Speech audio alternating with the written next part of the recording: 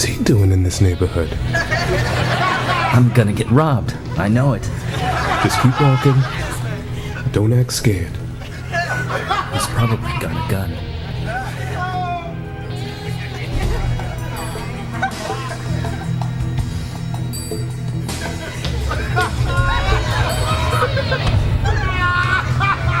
You want something, man?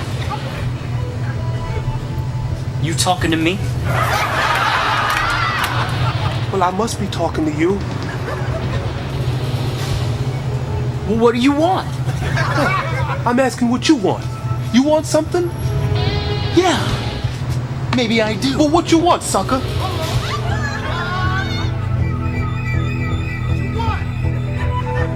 I want this.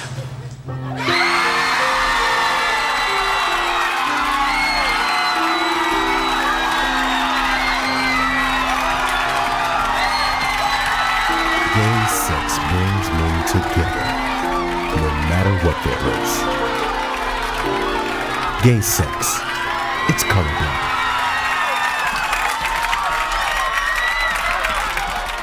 Brought to you by the Church of Latter-day Gay Sex. From New York City, it's the Chris Rock Show. Tonight, the Reverend Jesse Jackson. Musical guest, Rakim. Plus, musical director, Grandmaster Flash. Ladies and gentlemen, Chris Rock!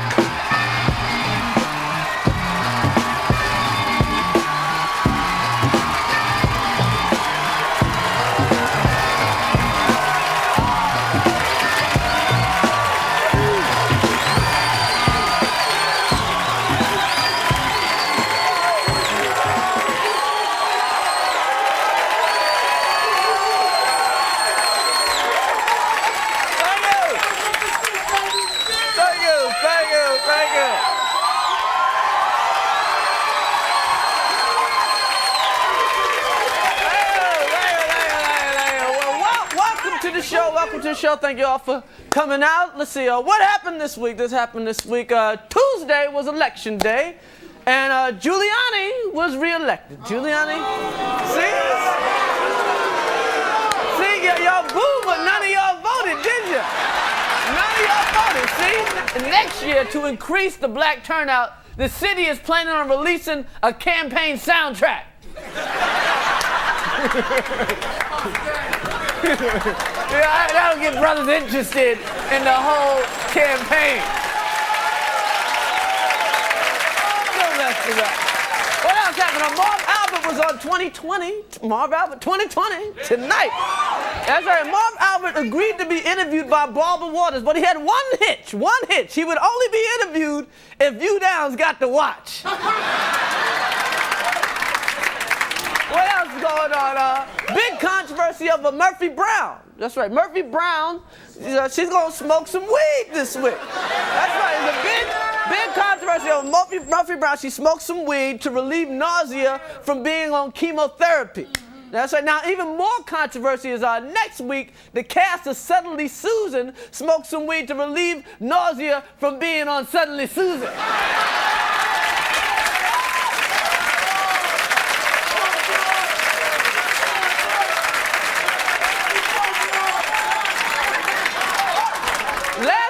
Last week in Illinois, there was a Halloween contest, a costume contest, and somebody won for wearing a Ku Klux Klan outfit. They won for wearing a Klan outfit, and the judges say, hey, we didn't know it was a Klan outfit. We thought it was just a ghost that hated black people. They thought it was Clanny, the friendly ghost. This weekend, Evander Holyfield, my man Evander, the real deal Holyfield. Holyfield fights Michael Moore. Now, it's Holyfield's first fight since that last fight with Tyson. Now, they asked Holyfield if he's going to do any special preparations. And Holyfield said, oh, yeah, I know what I'm going to do. I'm going to put some hot sauce on my head.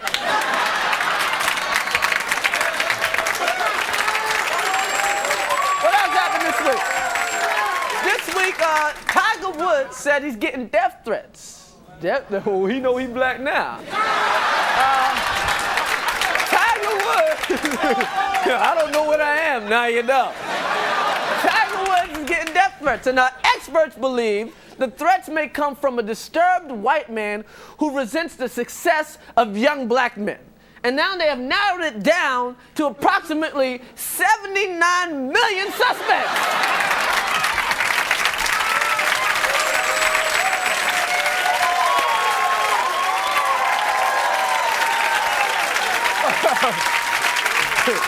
$79 million. Who could it be?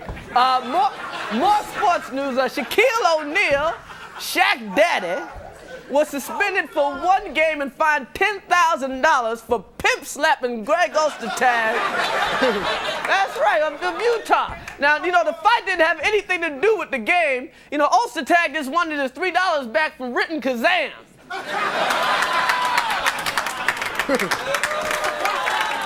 Did you see Shaq in that hat? Come on.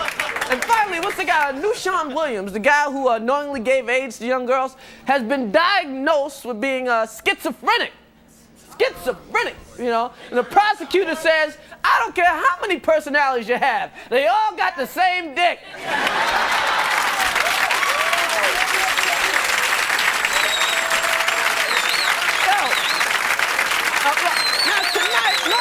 Normally I don't point out, people in the audience, but tonight we have a celebrity in the audience. And let's give a big hand to the winner of the New York City Marathon, John Kegway.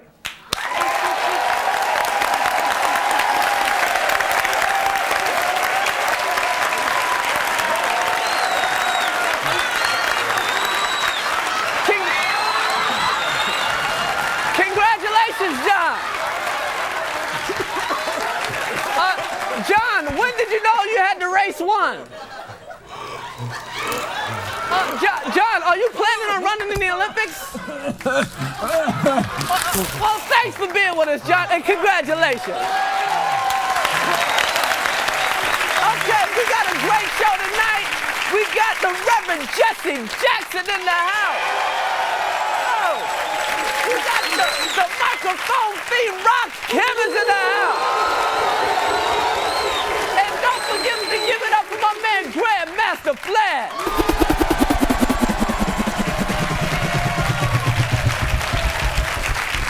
Now, this past Tuesday was election day, election day. And this year, I decided to get more involved with the democratic process. So I hit the streets and spoke to representatives from each political party to find out what were my options as a voter. Check it out. The Republicans are the party to end slavery. They're the party that elected the first blacks. They're the party that established Howard University in Washington, D.C. Wow, did they give you that hat? Great advances, helping consumers, helping our environment, helping our children, have really come out of the Democratic Party. Well, you should be independent like I am. Why should Chris Rock become a congressman? Because, man, first of all, you'd make all the headlines across the world.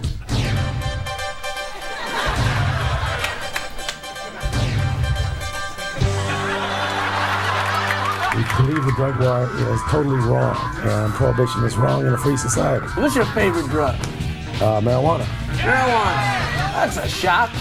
What would your first act be as president? No, first I would break diplomatic relations with Canada. We advocate nonviolent resistance the way Martin Luther King and Gandhi did. What did Canada ever do to you? Oh, quite a lot of things. There's a lot of cool Canadians out there, man. Don't you like Michael J. Fox? He should be a citizen of the United States. He's been here for what, 12, 14, 16 years? Actually, Craig, I've been here 18 years. I want a word of advice. You might want to lay off the Canadian bacon. You're the white guy who voted for Al Sharpton. Yeah. Am I the only one? I doubt it. I don't know.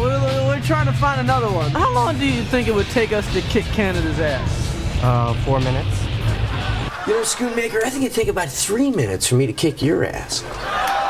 What would someone have to do to provoke you? Like, would you ever strike back? I've never been able to solve anything in my life by getting angry. What about now? What about now, bitch? I tried to train myself never to get angry with people, but always to try to figure out how to get them to be more humane and generous and kind. The first thing we would do is to launch a national campaign for full employment for everyone. Do you hold down a steady job? Yes, I do. What do you do? I drive a forklift. You drive a forklift?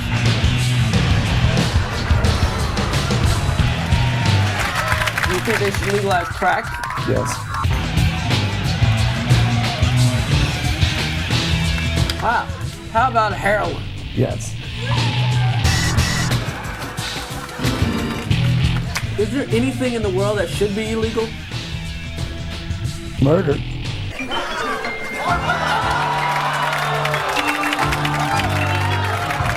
Pornography should be kept away from children. But you know, Abraham Lincoln bought pornography for $1,000. Now you can go and buy a piece of nonsense, which I won't uncover, for less than $5. This is great. I mean, I'd show it to you. No, I think I would have a heart attack just looking at it. Come on, the minute you make your first dollar, you join the party. But they don't have any black people except for you. Yeah, in fact, I've known some nice people in pornography, like Candida Royal. Husband's a black Republican too? No, he's a Democrat. But you're both Republicans. Oh, he tells you this so you won't hit him upside the head with a hat. No, I keep it What's her name? Diana Hansen? Yeah, Diana Hansen. Don't beat me up now. I Don't stab me with your Republican knife. No, I'll put you in lotion and let you just soften to death. I like Aya Lee and what's her name? Candy Samples.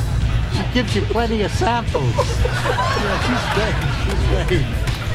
Democrats are provably better dancers.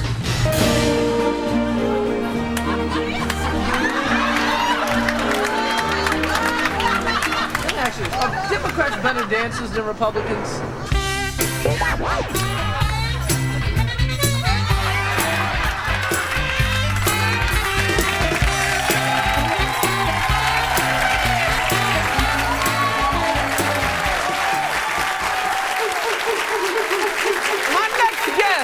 Has run for President of the United States twice and is founder of the Rainbow Coalition. Please welcome the Reverend Jesse Jackson.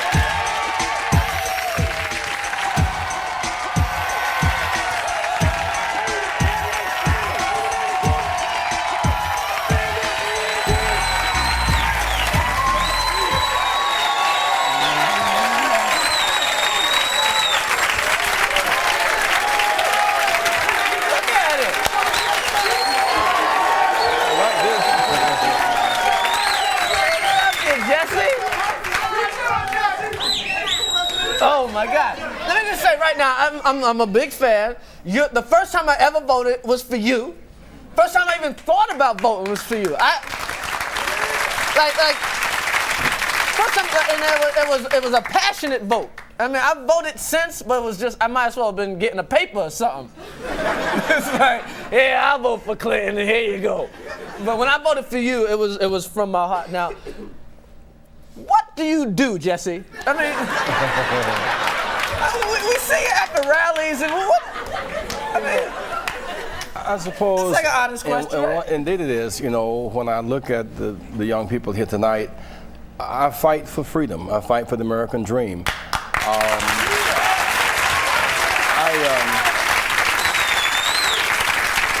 I went to jail July 17, 1960 because I couldn't use a library. I went to jail because we could not use a downtown eating facility, and that struggle has not stopped.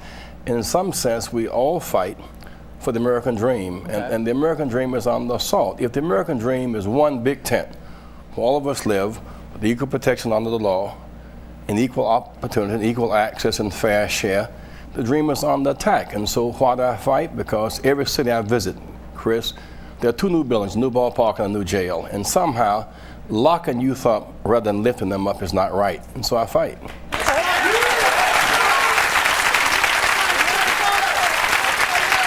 But it's like weird, you're here, so I might as well just ask questions.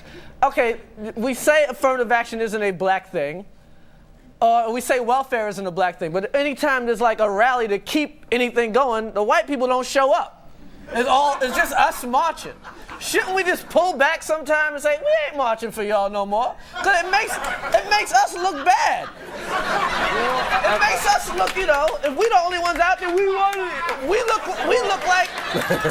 bad. Well, I think there are probably two ways to look at it. Number one, affirmative action.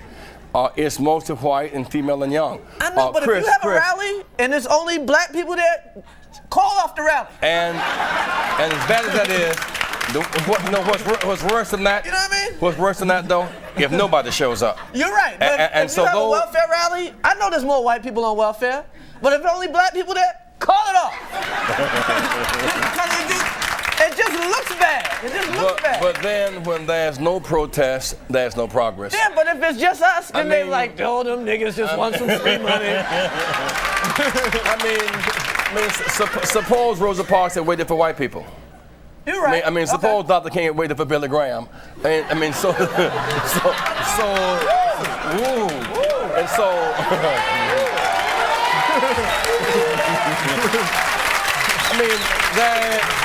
is, while there should always be more whites and browns and blacks, there's nothing wrong with us leading the way. We're also capable of leading. And we have led the movement to humanize America. We've led the movement for gender equality and racial justice. And so there's nothing wrong with us using our moral authority and our sense of survival to fight to open up the doors for everybody. And that's, at the end of the day, the dream is everybody having protection under one big tent. Okay, I'm down with one last question because I know my South Carolina man. I'm from Edgewood, South Carolina. Now, how come? This is I always wanted to know too. Just black leadership in general. How come we always focus on what the white man's thinking and what the white? Why can't we just focus on our own thing? Can we just focus on cleaning up the ghetto? It's like a lot of times. It's like a couple of years ago. I'm in Chicago. I was with you and Al Sharpton, and like I was covering a rally for Comedy Central, and brothers was marching for equal rights, marching past garbage. Of course, white people ain't giving you a damn thing. Why don't you clean up your fucking house? You know? I didn't mean to curse in front of Reverend, but you know what I'm saying? You know what I'm saying? You know what I'm saying? You know, because we were just talking backstage, and you want me to get more involved. I'm like, yeah, let's clean up the damn hood. Black people and white people, poor black people and poor white people live in the same conditions. Only thing black people paint on their houses. It's free advertising. But I think the point is people. If we straighten out ourselves, people would deal with us as human beings. Don't you agree? A little bit. Well, if your kid wants something and his room is dirty, you say, "Get back and clean up your room." Then tell me what you want. Cleanliness is always close to godliness. There's no question about that. Thank you. But if you live in a certain area of town where they cut off access to capital. Yes. And cut off access to jobs. Don't mean you can't pick up a damn piece of paper in front of your house. But it don't mean that. But picking up. My mother used to make me clean up my yard and the 2 yards next door to her. But I think it's important. You should be able to pick up paper and pick up a paycheck. Pick up paper and pick up a diploma. And we still picked up the paper. My daddy was on strike, and I'm out there sweeping away, man. Well, my grandmother used to make us clean the dirt with a brush broom. Having said that, even that is no substitute for the right to an education, a job, and health care. You're right, but we got to get on our own stuff a little bit. Well, we got to smack our own kids upside the head every now and then. That's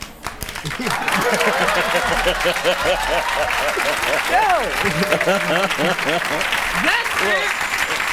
Thank you very much.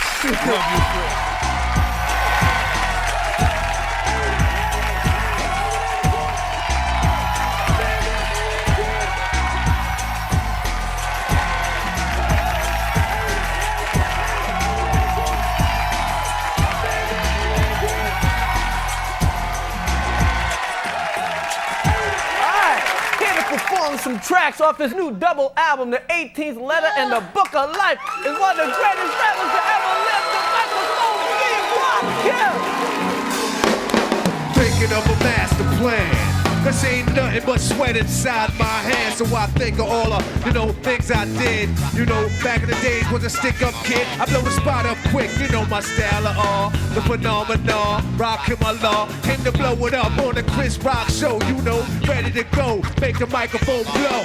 Yo, I got Ray True and the crew. Make my new breakthrough. Know what I mean? Debut. Came to play you. New tune from my new crew. Blow it up one time, then I say 1, 2. So just throw your hands in the air and wave them like you just don't care. Say yeah. Break it down. Chris Rock, we gonna do it like this, Hey yo, you know what? Hit the studio, cause I'm paid in full. You know what I'm saying? We gonna do it like this. Break it down like this. Yo, I ain't no joke. I used to let the mic smoke. Now I slam it when I'm done and make sure it's broke. When I'm gone, no one gets on. Cause I won't let nobody mess up the scene I said. I like to stand in the crowd. Watch the people wonder, damn. Well, think about it, then you understand. I'm just an addict, addicted to music. Maybe it's a habit. I gotta use it. Even if it's jazz or the quiet storm. Hook a beat up, convert it into hip-hop form. Write a rhyme and graffiti in every show you see me in. Deep concentration, Chris Rock is the comedian. Jokers are wild if you wanna be tame. I treat you like a child and you're gonna be dead. Come on, another enemy, not even a friend of me. Cause you can ride the end when you pretend to be competing. I just put your mind on pause. Sweet when you compare my rhyme with yours. Break it down, baby. Check this out, y'all. Just talk about rap. Check it out. It's been a long time, I shouldn't have left you without a strong rhyme to step to. Think of how many weeks shows you slept through. Time's up, sorry I kept you. Thinking of this, you keep repeating your miss. The rhyme from the microphone solo with. So you sit by the radio, hand on the dial soon. As I hear it, pump up the volume.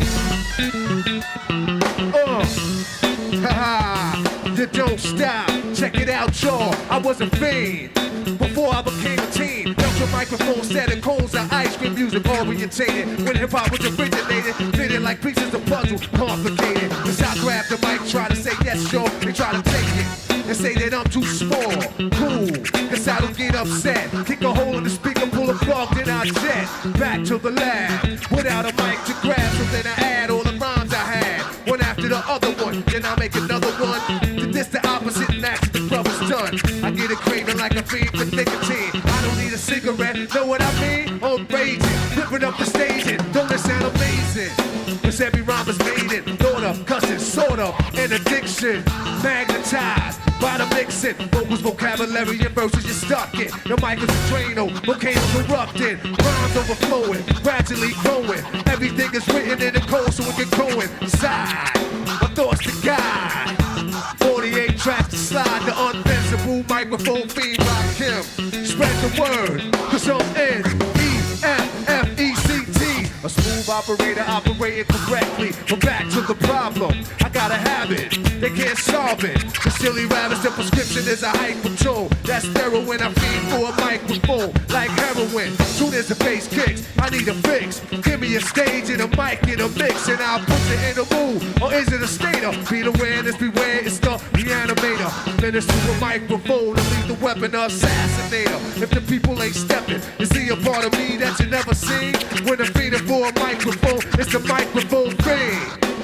To break it down. Chris Rock, one love, y'all. One love. The 18th letter always and forever, y'all.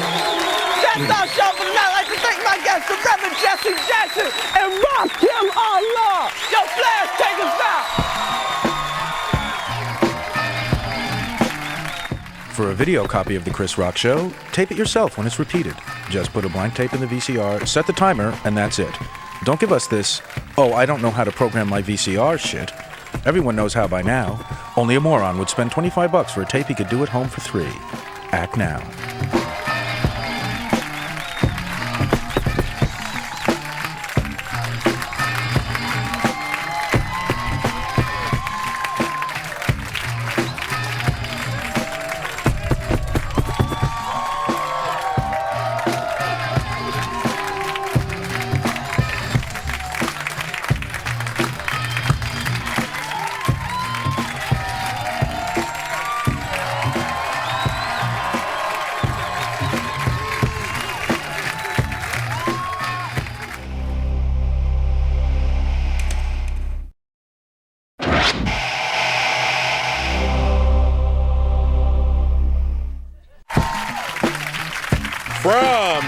York City, it's the Chris Rock Show. Tonight, the Reverend Al Sharpton, musical guest Mary J. Blige, plus musical director Grandmaster Flash. Ladies and gentlemen, Chris Rock!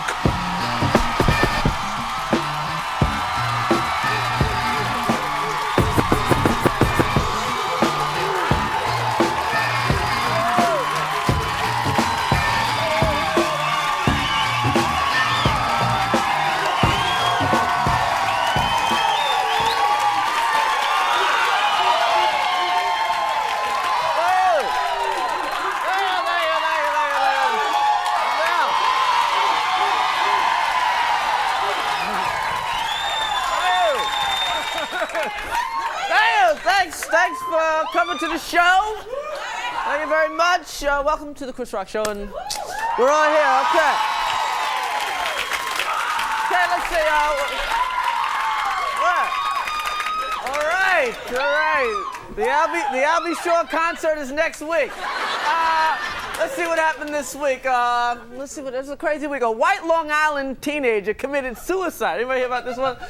He wanted to die by charging at the cops with a toy gun and tricking them into shooting them. Now, in a related case, a black teenager tricked the police into shooting him by stepping his black ass outside.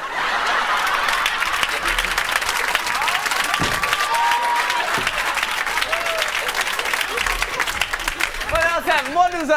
The 13-year-old girl, 13-year-old sister, is being held for murdering a cab driver. See? You thought it was hard to get a cab before. I ain't picking up y'all murderers. Now, her mother refuses to take any blame. You know, she's like, hey, I told my daughter, no murdering until you're 18.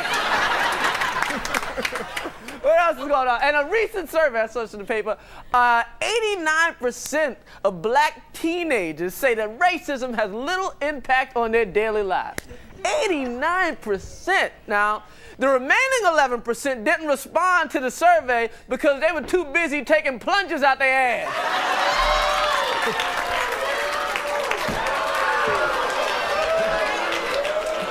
You see, they deal with racism. See?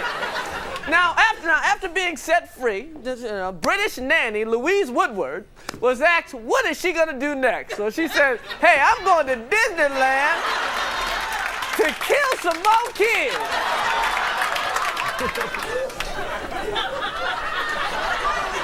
And they got a lot of kids there, see? Now, this week in Iowa, you know, a woman gave birth to septuplets. Septuplets, 7 kids. 7 kids, man. You know, and there was a nice moment during the delivery when one of the black doctors who delivered the babies told this white woman, I wish you people would use birth control. Now, after the whole thing, Procter & Gamble announced they're going to give the parents of the babies a lifetime supply of Pampers. And you know what? They're going to need a lifetime supply of Pampers. Because when they add up all the bills from raising 7 kids at one time, they're going to shit in their pants.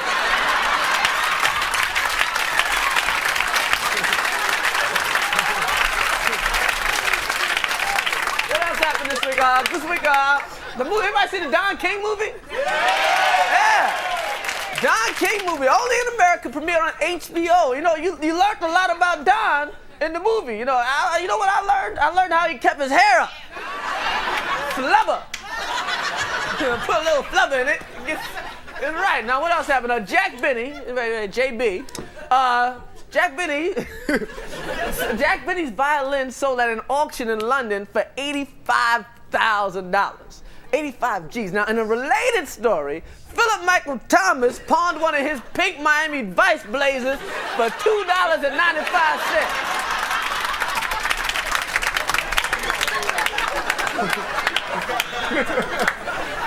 Times is hard. He should have known he's a psychic, right?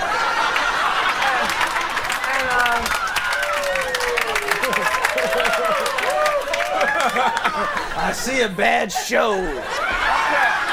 And finally, on Oprah Oprah this week, Janet Jackson. Yeah, Janet. Let's see. Oprah Janet, better known as JJ, said she suffered from depression for 2 years and that she takes coffee enemas to get rid of sad cells. Boy, you gotta be real depressed to put some cappuccino up your ass. Yo, we got a great show for you tonight. Yo, give it up for the one, the only Grandmaster Flash.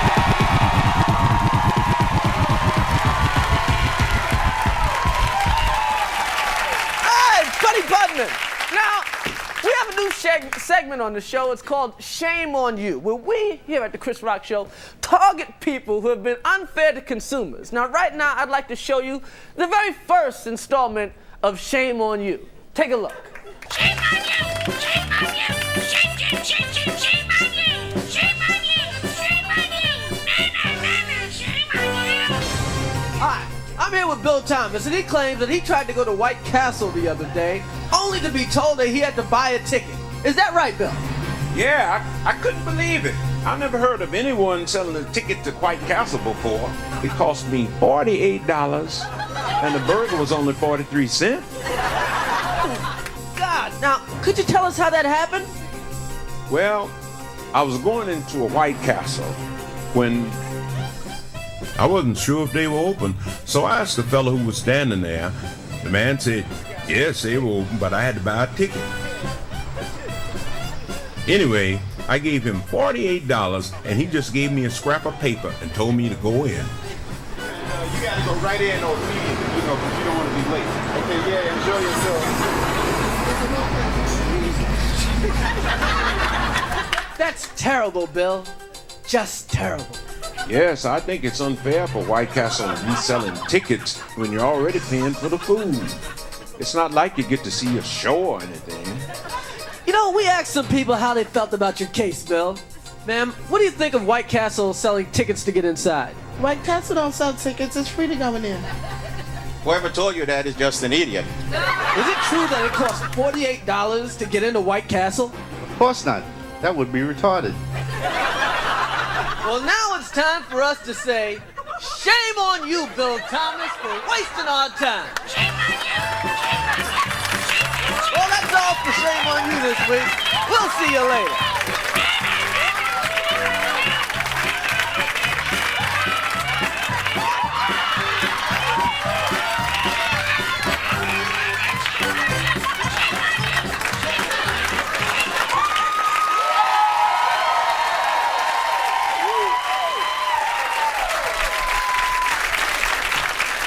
My guest tonight most recently ran in the Democratic primary for mayor of New York City and has been preaching the gospel since he was 4 years old. Please welcome the Reverend Al Sharpton.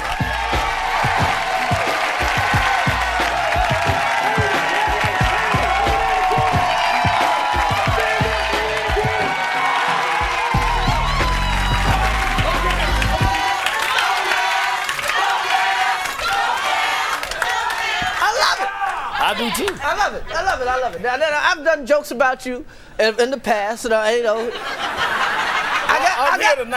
eat. My face. I gotta eat out. I am. Hey. But after I saw you, I saw you speak a couple of times, and in the whole primary thing, I said, hey, motherfuckers, people are voting for Al Sharpton. Okay, maybe I've judged Al wrong, and I've judged him harshly, and I'm like, because you almost won the Democratic. You almost got the nomination. Now, what I'm getting ready to say, it may sound bugged, but it seemed like you're like a haircut and an apology away from getting the nomination. You're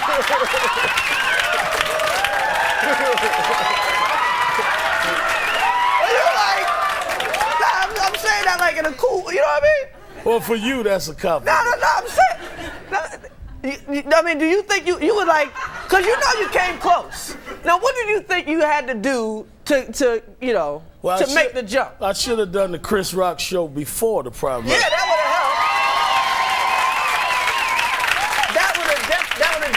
would have definitely helped. I think so. But I think the fact that I ran with less than $180,000 and came so close to people that spent 20 times more, I think we did a great job.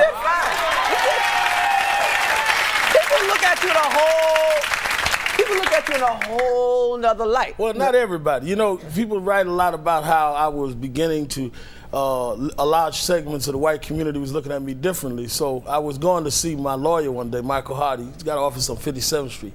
I got off the elevator. This old white lady was coming down the hall. And, you know, I'm getting used to, you know, all this new acceptance. So she looks up at me and she says, Sharpton? I said, yes, ma'am. She says, you bastard. So I still got a little work to do. And I'm quoting her, I don't curse like you, Chris. In fact, I meant to tell you. I'm sorry, Reverend. Yeah, I know. I noticed you cussing. I noticed you got messy with Jesse, so I'm gonna, you know. Messy with Jesse? You know what's weird now? Now, you can't talk to you without mentioning the hair, okay? Yeah. Now, those folks with no hair always talk about my hair. I got a little something. A little something. I don't got like the George Jefferson thing happening. Now, okay, I read your book. You're like, I ain't changing the hair for nobody. Now, like, Jesse's your man. I remember Jesse used to have a big-ass afro out to here, but when Jesse said, I'm gonna run for president, he said, okay, let's get it down in presidential length. But Jesse didn't win either, so why should I try? So you Well, let me put it this way. Anybody that would decide on who's going to run their life based on how they comb their hair is not serious to me in the first place.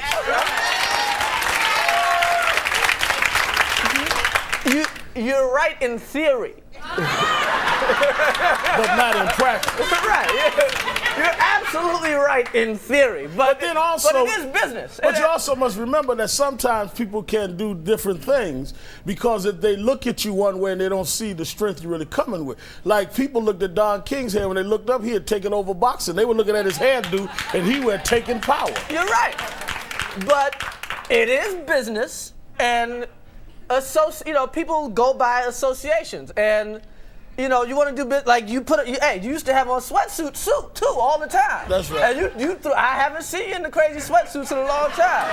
Now, I think you had the sweatsuits and the big medallion. You said, "Hey, I'm running for mayor," and you had on a pair of Adidas, and you said, "I'm running for mayor. I got to put on the suit." Well, I always so you halfway doing it. But we'll talk about the hair thing in the context of it is. When I was a kid, I grew up in James Brown's house. James Brown styled my hair like his. I mean, he literally was like my father. Okay. So when you grow up in Brown's your father? was like my father. And when you grow up in James Brown's house and you're tight with Don King, what I look like is normal. I was wondering what everybody else was doing.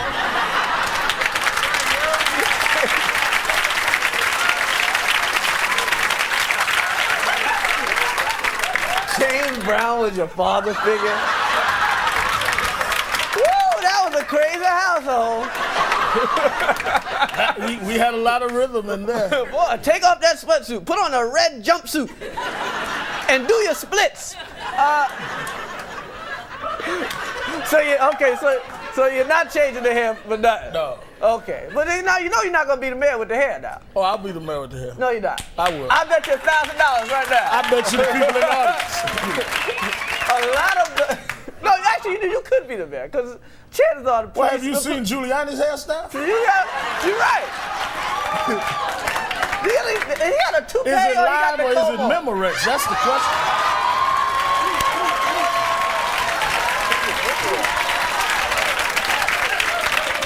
I can't mess with you, man. I can't mess with you on the hands.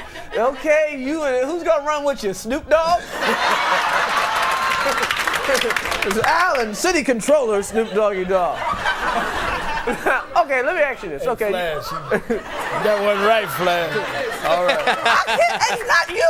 You represent the hair fine. It's just the other people with the hairstyle that mess it up for you. Well, we're trying to correct the image, you understand. You gotta go to get these pimps and just make them cut their hair off. Then you the only guy with the hairdo, then the hairdo has a different meaning all of a sudden. We'll work together on that. Yeah, you know. So tonight we gotta go start cutting pimps' hair. That's right. Cause they're messing up your chance of being mayor. That's right. I could have been mayor if you pimps would just cut your hair.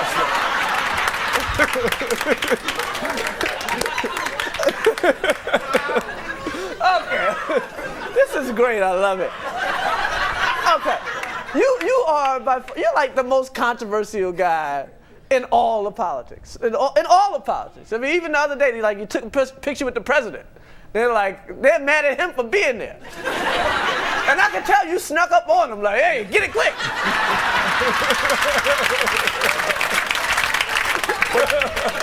But you know, with all of the controversy, you know, it's really sad to me that you get controversial for fighting for people's rights. I mean, I thought we were far enough in this country where you wouldn't be controversial for doing that. But one of the things that I'm very concerned about now the mayor's race is over is we've also got to turn some of that attention on ourselves. We do. A lot of us are killing each other. A lot of us are being absolutely decadent, trying to say that's what blackness is, and that's not true. You shouldn't say killing each other, though. It should just be killing. Killing, period. Killing. But each other or anybody is wrong. Because when you say black on black crime, what you're saying is it's cool to murder people. No, I didn't say black on black crime. If they kill some white people, it'd be all right. No. Any murder is wrong. But see, one of the things we're doing, we're putting together, Bill Stephanie and I putting together a whole thing now in the industry to try and deal with this whole violence question and this decadence. You know, I turn on TV late at night. It's unbelievable. People get up, and I'm not talking about you, but stand-up comics get up and say MF for this, S this, every curse they could think of, talk about all kind of perverted sex acts, and then say, I want to say Jesus is the head of my life and good night, Mom. I mean, there's something crazy going on. We need to challenge those that are abusing us from the outside, but we need to deal with our own self-respect and dignity from the inside. You're right. You were so, Jesse wouldn't even go there last week. You're absolutely positive, but you can't get on art. Don't start blaming comedians. No, it's not just comedians, but it's also comedians and rappers. But it's also the corporate side, because I know of good artists that can't get contracts because they won't curse and say certain things. Maybe they suck.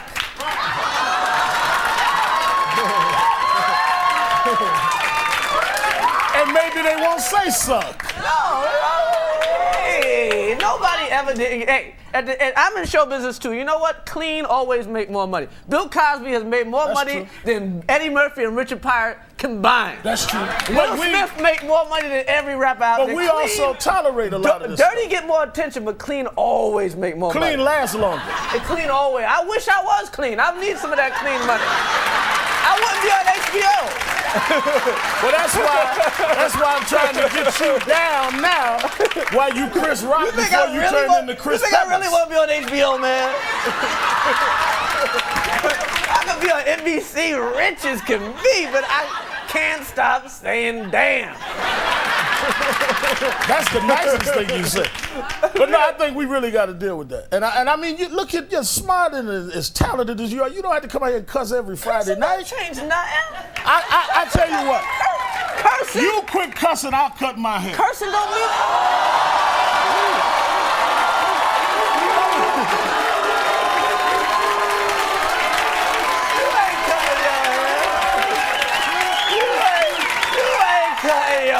And you ain't stop cussing. We both be broke over that one.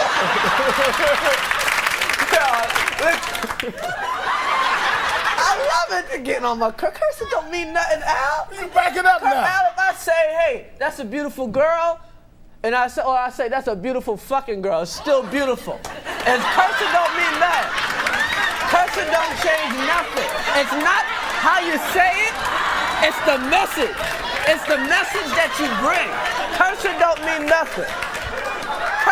Cursing? If somebody said to you, your wife, and you are a happily married man, if somebody said your wife is a beautiful woman, or your wife is an effing beautiful woman, don't tell me you wouldn't take it differently. I would not, and she's still beautiful. It's not the But curse. you would not appreciate anybody referring to her that way, or saying she was a beautiful bee. You wouldn't like that. Well, bitch is a whole nother thing. That's a whole nother thing. It's a curse. But you can't. And cursing don't mean nothing. Cursing means it if it's what you mean. If you mean it as something bad, but you can mean a who curse. defines what they mean? If I say it's a fucking nice day, it is a fucking nice day. I'm keeping my hand this way. I gotta go. Thank you very much. Take care of yourself. You have been the best.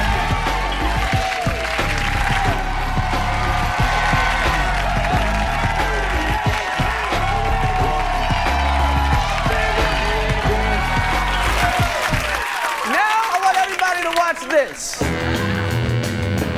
Hi, I'm LP Bob Shoemaker, president and CEO of LP Bob's Really Rare Records. These records are really rare. How rare are they? I've got The Jackson 4. I've got Little Richard Straight No Chaser. I've got Marvin Gaye, I Am Woman, and thousands more. These records are not sold in stores. These records are not sold by mail. These records are not available anywhere. These records are my private collection, and you can't have them. That's right, they're mine, and you can't have them. You can't have them. You can't have them. And here are some other records you'll never hear. Melissa Etheridge, Lick and Stick. Luther Vandross, Pick Up the Pizzas. Dolly Parton, Hey, I'm Up Here. Hammer, Bad Luck, Michael Jackson, Schoolboy Crush, and Garth Brooks, Nigger Please. And if you act now, it won't help. I plan to destroy every record I own, then kill myself. That way you'll also never hear. Yes.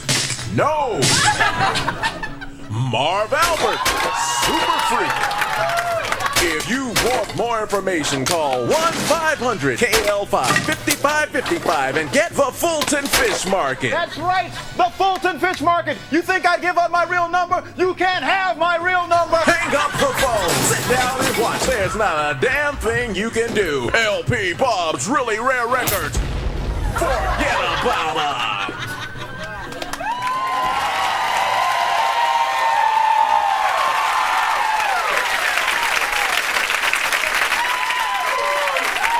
Performed the song 7 Days off her album Share. Yo,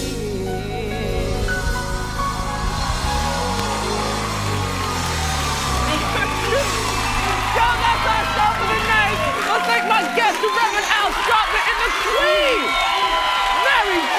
Blige. Yo, Flash, take us out.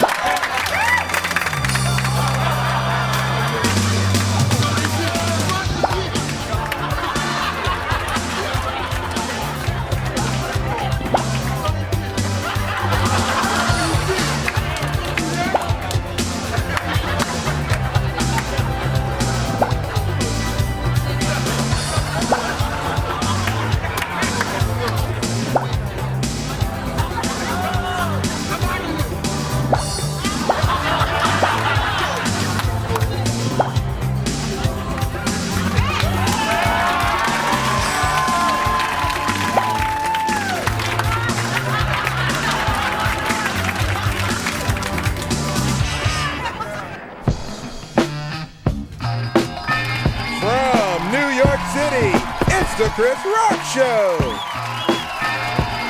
Tonight, comedian George Carlin, musical guest Usher, plus musical director Grandmaster Flash. Ladies and gentlemen, Chris Rock!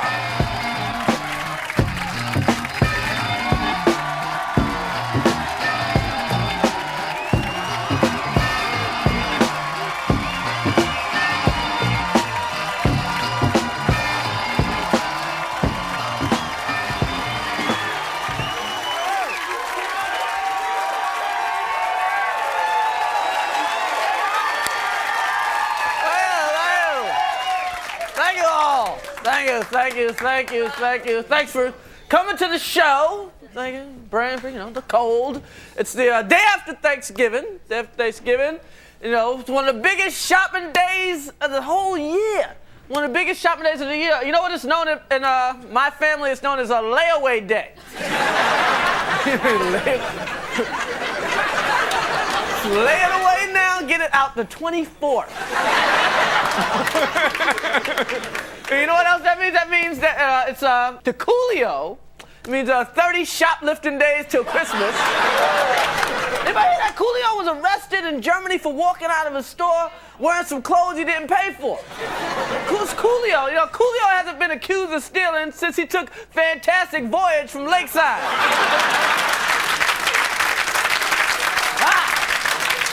Thank you all.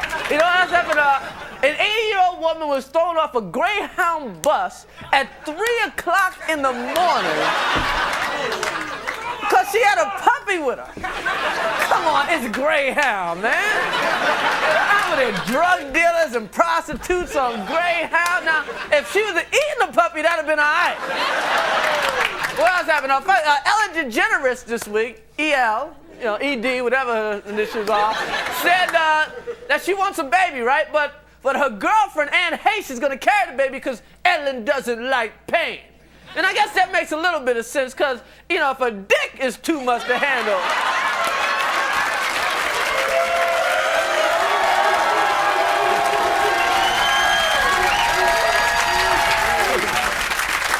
Then a baby will kill you.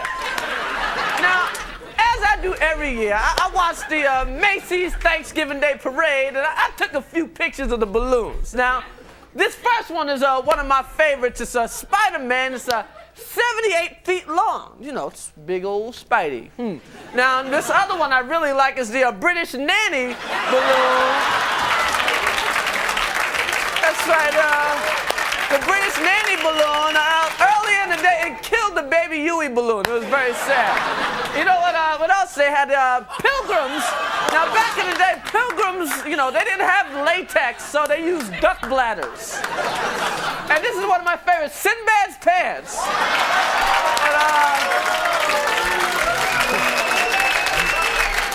People don't realize, but these are the actual size of Sinbad's pants.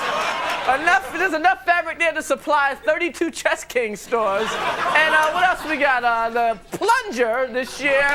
Now, last year this was, hey, it's New York. Now, last year this was sponsored by Home Depot. This year it's sponsored by the NYPD. Yo.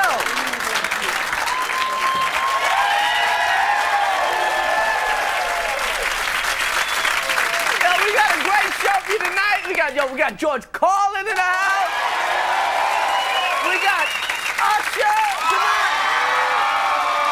And give it up for the man himself, Grandmaster Flash.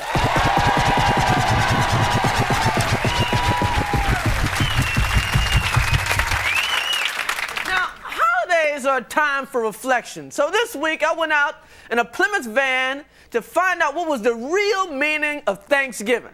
Here, take a look. First Thanksgiving lasted 3 days. There were over 90 Indians led by King Massasoit. What's the first thing that comes to mind when you think of Thanksgiving? Turkey. Do you chop the turkey's heads off? Slice his throat. You slice his throat. Drain out. Yada, yada, yada. Clean it. Boom, boom. Done. Yada, yada, yada. Slice his throat. Let the blood drain out. Yada, yada, yada. Izzy, my man, give me your best turkey.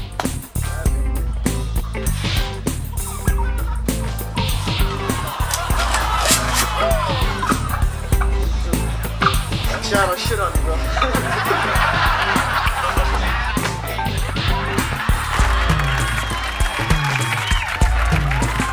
So do you consider yourself a pilgrim? I didn't get that one. A pilgrim or an Indian? You a settler? Because the pilgrims are new, coming over. I really don't get that one. Drank a lot of beer. The Indians were sent out to catch a few more deer because they ran out of food. Do you like dark meat or white meat? White meat. White meat? Yep. What's wrong with the dark meat? Wild turkey, they ate lobster, they ate clams, they ate squash pudding.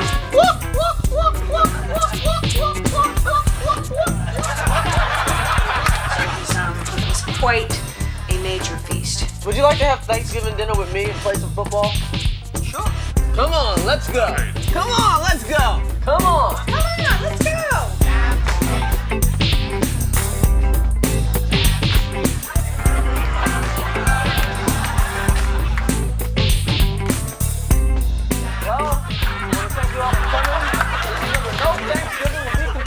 Without football.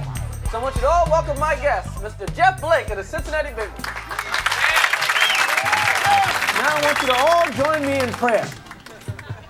Make my funk the P-Funk. I wants to get funked up. I want the bomb. I want the P-Funk.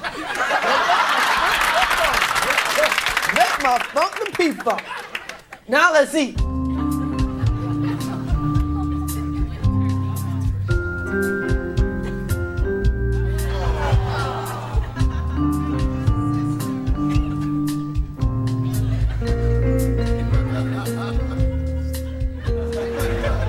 We got a special guest tonight.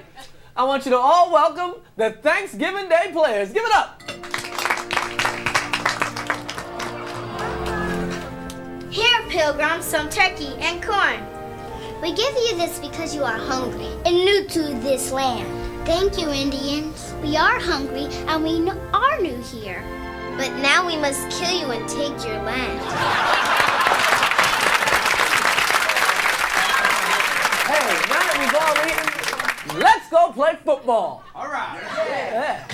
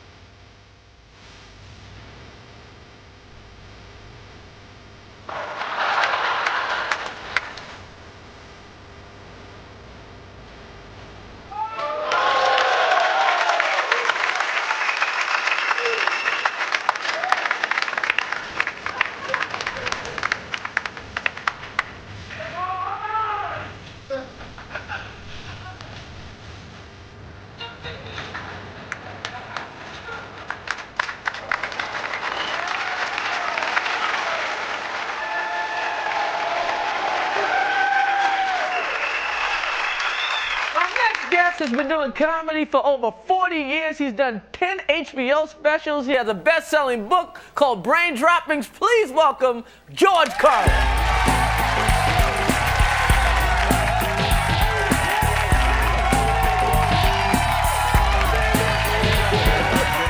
I did 2 more while I was back there. Okay.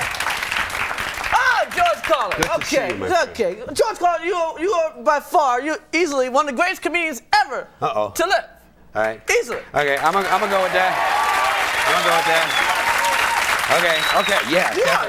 You know, people take you for granted in a sense. Yeah. You know what I mean? Like, now, because like you and a guy like, say, Cosby, because you've always been doing it forever. And like, do you feel that, say, like if you had some crazy tragedy in your life, people wouldn't take you for granted? Because like, you know, Pryor burnt up. Yeah.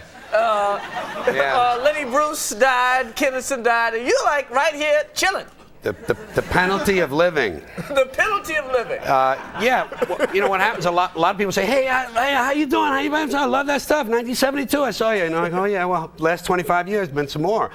And I bring them right up. I say, "You watch HBO? Did you get the book? Do that, and then we'll talk some more in the airport." You know. But yeah, you do want people to know the accumulated record. You know, not just a spotty little this and that. Yeah, because people are like, Carlin. Yeah. Yeah.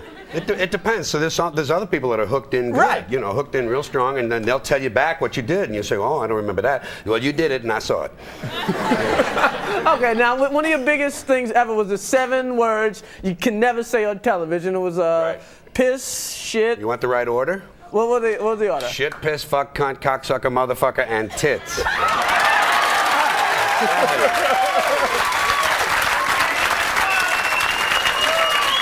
fuck twice, I know. Motherfucker shouldn't count because it's a derivative of fuck, but I put it in anyway. Yeah. Because when you put mother and fucker together, it's just... It's a better word. Yeah, it's nothing's faster than a motherfucker. That's right.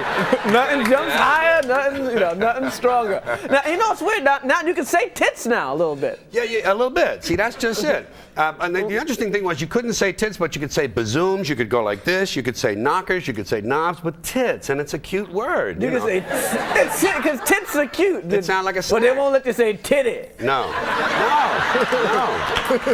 It's a strange. You know why? You know why I have all that inconsistent stuff? Because it's all bullshit. It's all bullshit to start with. Started fucking. That's what it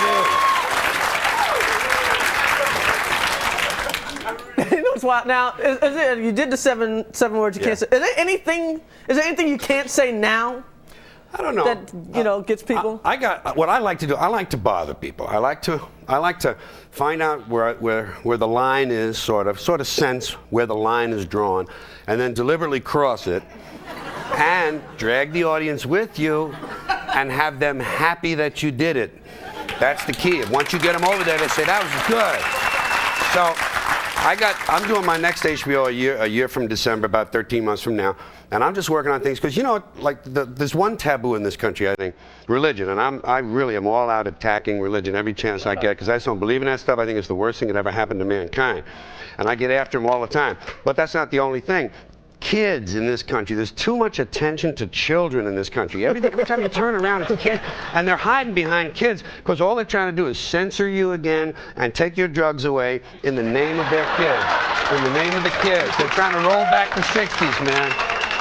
So I get after them, and I like to get in there and just bother them a little bit. There's got to be some thought with it. It's not just shock them and do that. You have to have some thought and some ideas underneath it, but then just to make them go like this a little bit in their chairs. That's what I like. Oh, yeah. That's important to me. It might not be you. It might be a loose disc. Yes, that's all right. Well, I'll loosen it up a little more. You know what's bugged out? You came up 50s, 60s, doing this edgy stuff, and I was like, did you feel alone at the time? Because I'm like I remember the old Dean Martin roast and your crew, your contemporaries are guys like Alan King and other guys doing "Take My Wife Please" jokes and stuff. Right. Yeah, the old line stand-ups. Yeah. Well, I came out of coffee houses, so I got lucky. I came out of coffee houses and folk rooms. Alan King's cool before he shoots you or something. But I came out of places where irreverence was a part of the deal. Coffee houses and folk rooms. The whole idea there was to be a little bit anti-establishment, to be a little bit against the stream. So I came out of that and always felt comfortable being alone. Always felt good as a kid. Loved it when my mother didn't come home on time. Boy, I'd say, oh, this is nice, man. I'll make some spaghetti and listen to the Lone Ranger, To be alone is good.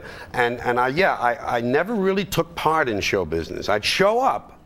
I didn't really contribute, they'd put me in the bunny number. You had to do the variety shows and they get you in the bunny number at the end. I had to do a little of that, but once I turned the corner, I left. Yeah, when you were around bad comedy. Yeah. Or not even bad comedy, just that other shit. Yeah, right. That big lane thing. There's this thing you do, and then there's that other shit. That's right. And I lived through, the hardest years of my life were the 3 or 4 years when I was doing straight mainstream bullshit television shows because I thought I wanted to be like a Danny Kaye or something. And my dream from a kid was still like that. I wanted to be in the movies and go like this for people. And I didn't know that my head. Like this? I didn't know my head was different. I didn't understand that. I thought if I thought about it at 9 years of age, it must still be valid when I'm 21. But it wasn't. And I finally, boom, that clicked in from the acid. Thank God for acid.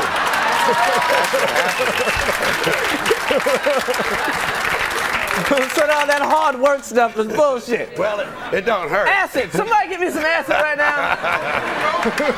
I got people around here to get me shit, but no one ever gets me acid. But I'll tell you this. That's why they put it on that list of bad drugs, because they know it opens up the mind. It can be dangerous. I ain't saying it's not dangerous in some way. You take too much, take the wrong kind, get it Now, where from do you the get wrong your guy. acid from? I don't. That's what's nice Because I want about the it. good stuff. I don't need it anymore because it's okay. a self-limiting drug. It's the kind of drug that you take it a few times and it tells you that's enough. We're cool. Now we're happening, and that's what happened to me. As opposed to shit like this and shit like that. And like this? Yeah. Well, sometimes you shoot up directly in the neck to get it to your head quicker. Or so you hear. Yeah.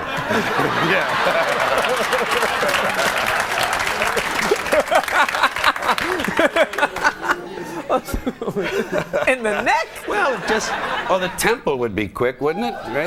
Right in the temple. No waiting, no delay.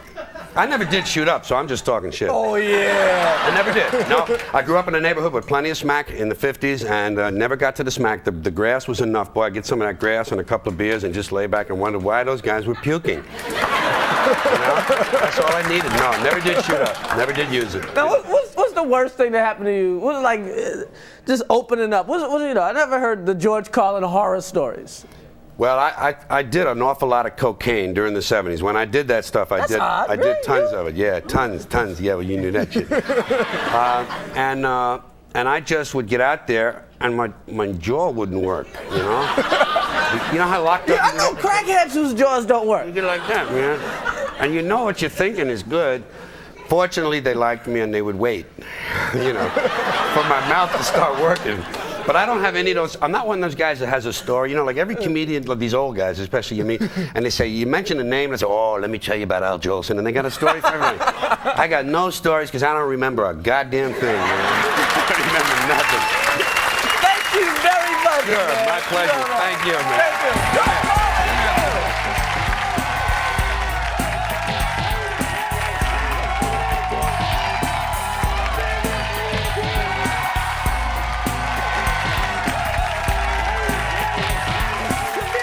Is one of the most serious health problems facing the country today.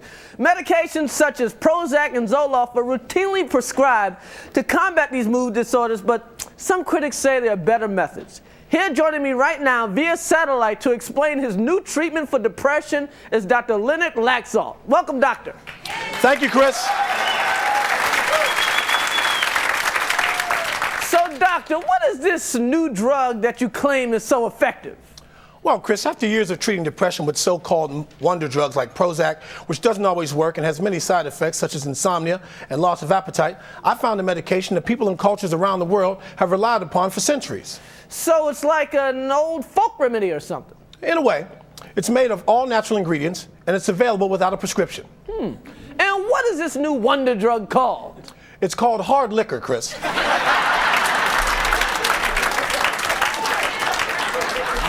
Liquor? That's right, Chris.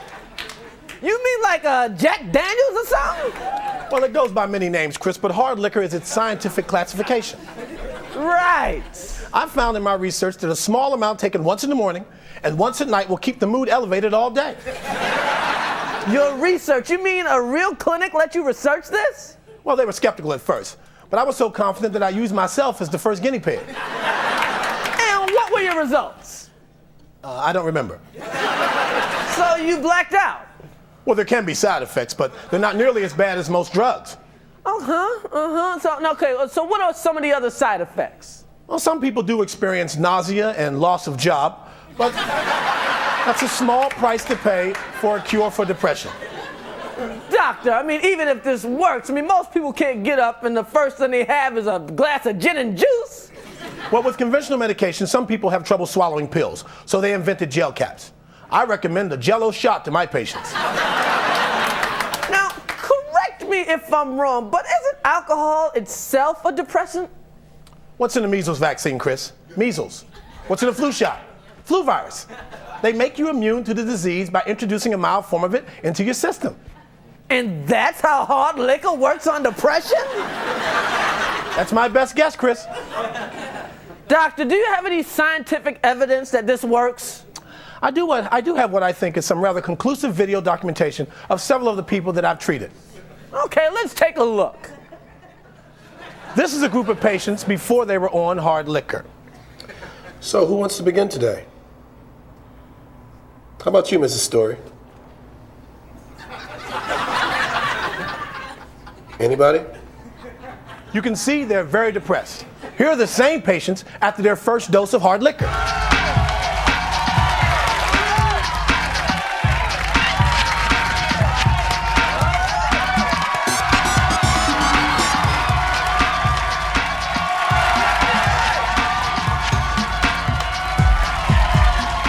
Those people are drunk. Those people are happy, Chris. They're no longer experiencing the bottomless despair of depression. Doctor, what the fuck is wrong with you? I'm an alcoholic, Chris. But you told me you're a mental health expert. No, I ought to be. I've been in a mental hospital for the last 11 years. I have to go, Chris. Thank you very much. Dr. Leonard Lactoff, everybody.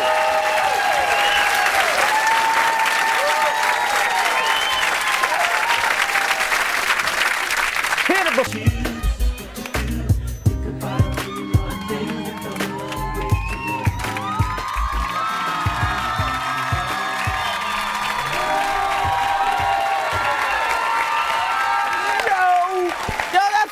Tonight, I'd like to thank our guest George Carlin and Usher. Yo, Flash, take us out.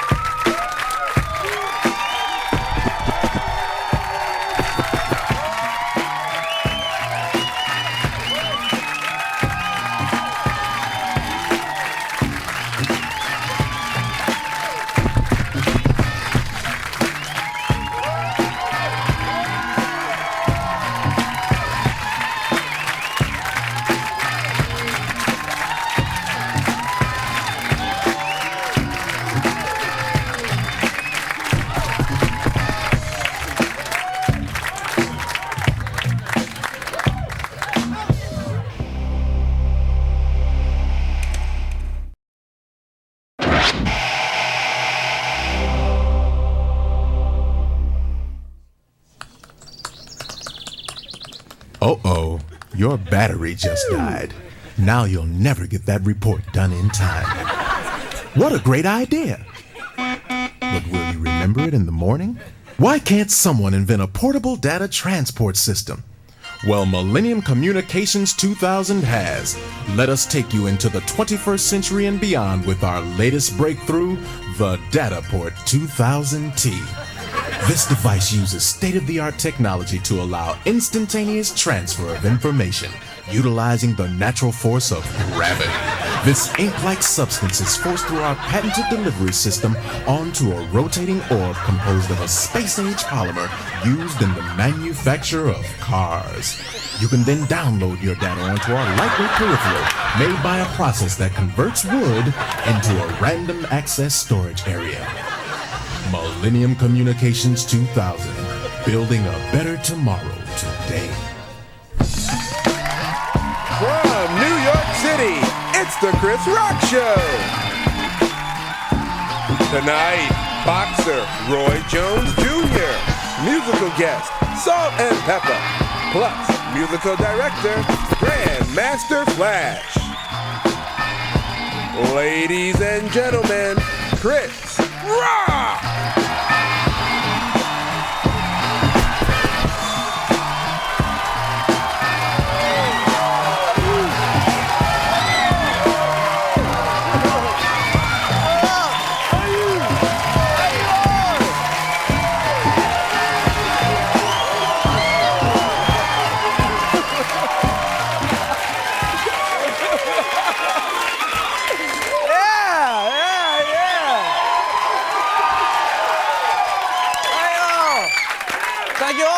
Welcome to the show. It's the holiday season. It's holiday season. You can tell out there it's crazy and hard to drive around. It's the holiday season. You can tell. You know how you can tell? Because, you know, everybody's in the spirit, man. Like, even the Bloods are in the holiday spirit. You know, because they'll still rob you, but they'll give you back your baby pictures. They got rid of the box cutters, got some butter knives. It's Christmas. You know what happened last week at the Thanksgiving Day parade, the Macy's Thanksgiving Day parade. I hope you didn't go to that Woolworth parade. The Macy's Thanksgiving Day parade, the Cat in the Hat balloon went out of control and injured a woman, man. She's messed up. And the spokesperson for Dr. Seuss released a statement saying, I would not like a balloon upside my head. I would not like to end up motherfucking dead.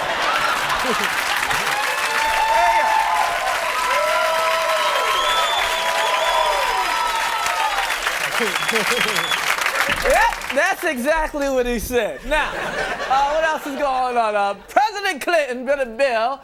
You know, he's under a lot of pressure lately, man. Clinton's been investigated so much that now he's starting to get his investigations confused.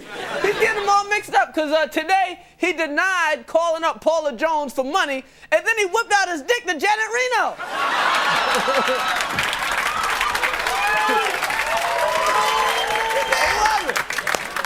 They all right, everybody. Now, turning to show business now. In an interview this week, Will Smith, you know, Big Willie, said that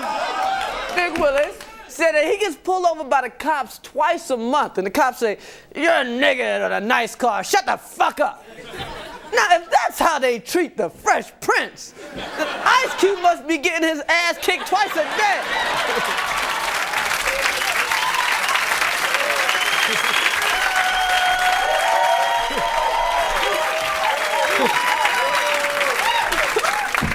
Ice Cube, man. I guess they just hang Busta Rhymes. Now, you know what happened last week? After being paid $1 million, Whitney Houston canceled her performance at the mass wedding for the Moonies. Just canceled it. Forget it. I ain't going. I'm a diva. I'm not showing up. Here's your money back, too. Now, people don't know this, but Bobby Brown offered to sing in her place.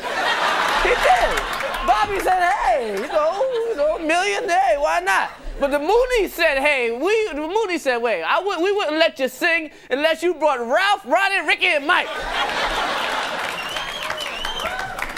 That's right. Now, the big news this week is Latrell Sprewell.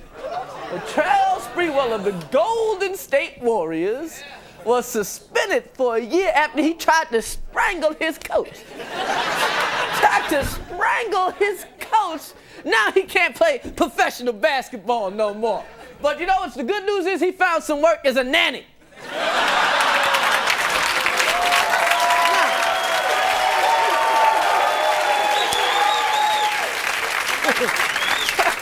Tried to strangle his coach.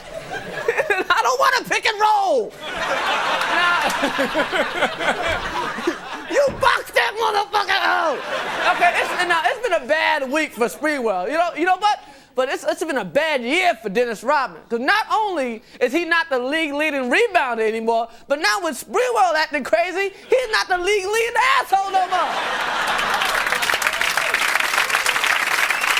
We got a great show tonight. We got Roy Jones Jr. in the house. We got Salt and Pepper in the house. And don't forget to give it up for Grandmaster Flash.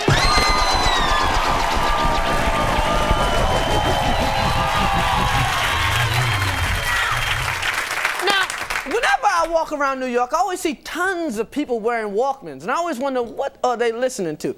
So now with some advanced technology, we here at the Chris Rock Show went out there with a hidden camera to tap into people's headphones. I like big butt, and I cannot lie. Other brother can't deny. And when a girl walks in with an itty-bitty waist and a round thing in your face, you get sprung. Wanna pull out tough, cause you know that butt was... Hello, I'm Gilbert Godfrey, and welcome to Books on Tape, the Dictionary.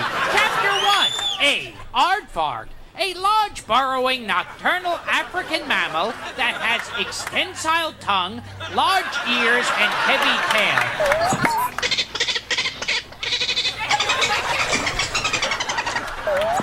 You are not a dork. People people like you. They just have a funny way of showing it. By hating you.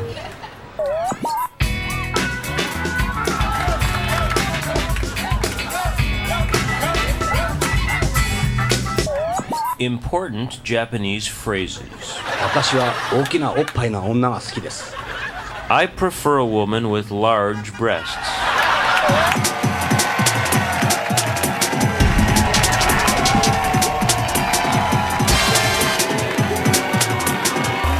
タクシー拾ってマンハッタンまで頼むよって運転手にマーブ・アルバート。イエス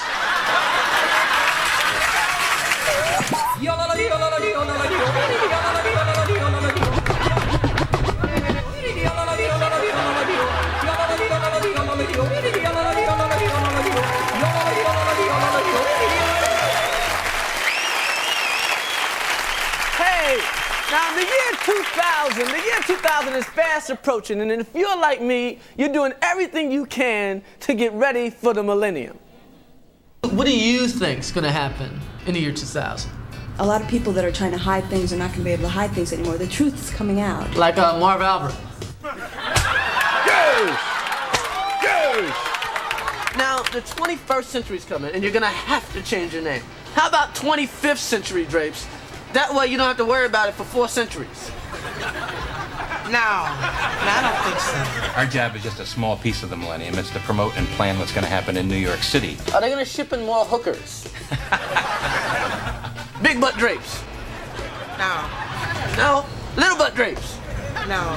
Now, they say New York is cleaner, right? Cleaner? And there's less crime. A lot less crime. Now, don't you see that as a sign that the world is about to end? How about Chris Rock drapes? No, these are predictions. Oh, predictions. You're like Jimmy the Greek. Well, no, not Jimmy the Greek. I'm like Lady A, the witch. There's always something more that can be learned. In the drapery business. Oh, okay. It's kind of like being a Jedi. And then the tidal wave that's going to hit New York. A tidal wave's going to hit New York. We're talking huge. Now, if the tidal wave comes, will alternate side of the street parking be suspended? I think it will. People are awakening, and it's happening through the sexual energy, which is rising up. Yes, and people are changing. It comes up. It comes up all the way to the head. It comes up. I haven't had sex in a while, and it's up to here. You ever watch Bewitched? Yeah, it's ridiculous, but okay. I used to watch it. Long time ago. Yeah, I wish. What's going to happen is plagues will be set forth on the earth as a result of the rejection of God, and that they embrace the Antichrist and they embrace Satan's way of doing things. Should I cancel my cable? What performers do you think should wear capes? Well, I'm going to give you a cape so you can try it out and then take a rundown yourself. Okay. There is an Antichrist. Do you have any idea who he is? Nobody knows exactly who he is. Any suspicions? Some suspect. Burt Reynolds? You're in a decision period in your life right now. You're going to make a decision. I know what decision you're talking about. And I've been giving it a lot of thought, Red cape or black cape?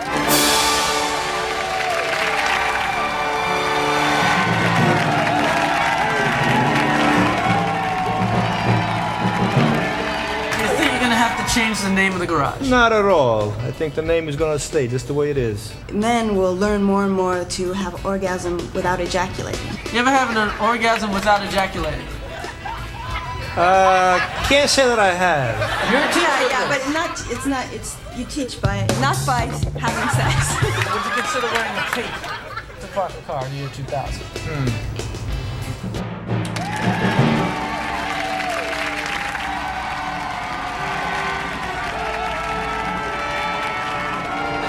Wear a cape. Liberace, Superman, Batman, but they don't count. Where's this cape thing going? Do you have any premonitions about the future? Yeah, that's going to be better. Okay, what about the 4th race at Belmont? I'll put my money on the 7 horse. 7 horse. Come on.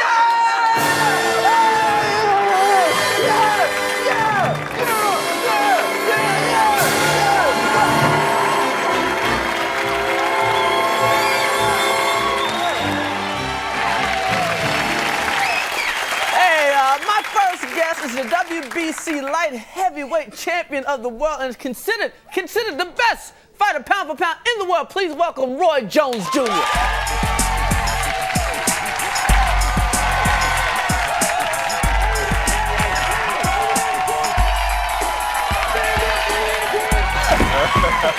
How you doing? All right. Ladies and gentlemen, Roy. Whoa. They love it. They love it. They love it. They love it. I love women are actually screaming. Actually, I've always said that. Cause women want to feel safe with whatever man they're with, and what's safer than being with a guy who knocks everybody the fuck out? I don't know. I mean, have you ever knocked out somebody and got a woman over that? No, actually, I've had a lot of women to like me after knocking someone out because they didn't like the person. Oh, okay. Now, what is that? To me, that's got to be like the biggest high in the world, to knock a man out. Like, you like, I don't like you. Well, yeah, I don't like you. Pow! They're down there on the ground. You're up like, yeah, man. What is it? Because a little guy, like, I ain't knocking nobody out without a brick. So, I mean, how's it, explain to me, what is it like to knock a man out? Well, a lot of times it's like, it's according to how the person is. Some guys, see, I don't really have any hate for other fighters or nobody. I don't like to hate people. I think hate is something that this world should be without. Right. So I don't go out and do all the hate. But sometimes guys come on. You don't hate people, but you hate to see people standing in the ring with you. With gloves on. Right. You know what I'm saying? You got a pair of gloves on. I'm like, what you doing? What you trying to do to me? Right. You know, when they come in, my mom told me if you hit me or if I thought you were going to hit me, hit you back or hit you first. He come in there, they got on gloves. I'm like, what are you trying to do? You know, I didn't do anything to you. I didn't take your candy. Know what you jumping on me for? So I had to get rid of them. Right. You gotta get rid of them. Gotta go, gotta go. You gotta go. Now, you see the whole Spreewell thing, you know, whatever, he beat up the coach or whatever. You ever get mad and like punch the trainer in the face or something? No, but you know, I don't get that mad. Like I said before, I'm kind of cool under pressure. But sometimes they'll tell you stuff and it'll make you think. You know, I won 11 rounds against James Toney. I come back after the 11th round, I'm tired, but I've won every round, I'm pretty sure of, right? And my coach goes, look, you gotta win this round. I'm like, what?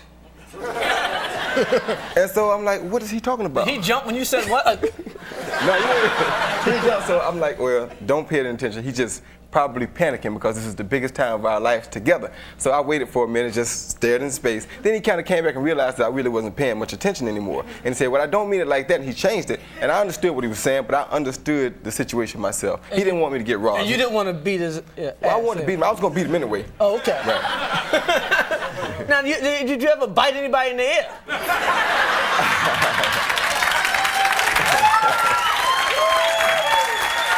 No, I actually, you know, I had a little girl, I was fishing one day on the bridge back at home, and this little girl, her father comes to her, hey, you know him? She goes, no, who is he? He said, that's that prize fighter, that's the guy that fights. She said, oh, does he bite?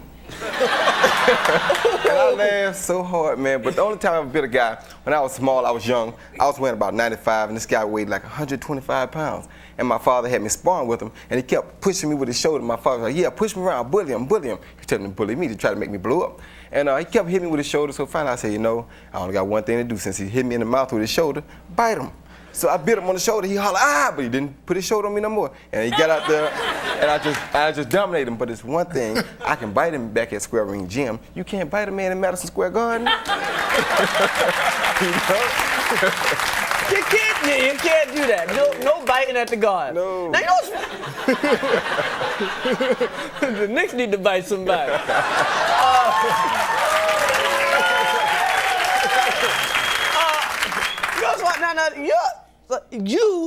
It's weird that to meet a fighter who's at the top of his game, you're making dough, and you're not down with Don King. How the hell did that happen? Well, basically, I wanted to maintain control of my life. And after seeing all the things that guys went through, Don King is the best promoter that there has ever been in boxing. Okay. That's the honest God truth. It's just that you have to know how to handle him. And the way he gets the advantage is he catches these guys when they need him most and they have nothing else to turn to. The only player in town is Don King. So you have to deal with Don on Don's terms. I will deal with Don, but we're going to deal on my terms. Oh, okay. I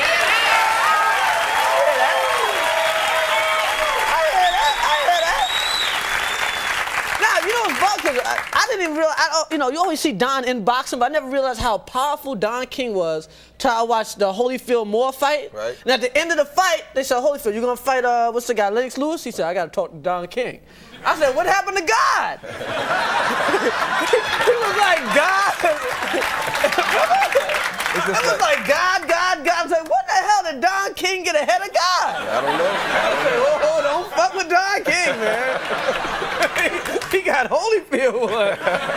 So now, what's next for you? What's the next thing for Roy Jones? Probably to move up to the cruiserweight division. These guys are a little bigger than me, but it's no big thing. I have to take a chance. People want to see me fight, and it's really no fun fighting guys my size because I've been beating them up pretty bad. So it's best that I try to take. Will you go to heavyweight? Yeah, I eventually get to heavyweight. Get out of here. I'll have another choice. So, are you gonna fight Holyfield? You'll have to talk to Don. Yo, thanks for showing up, man. Thank you, Roy Jones Jr. Give it up.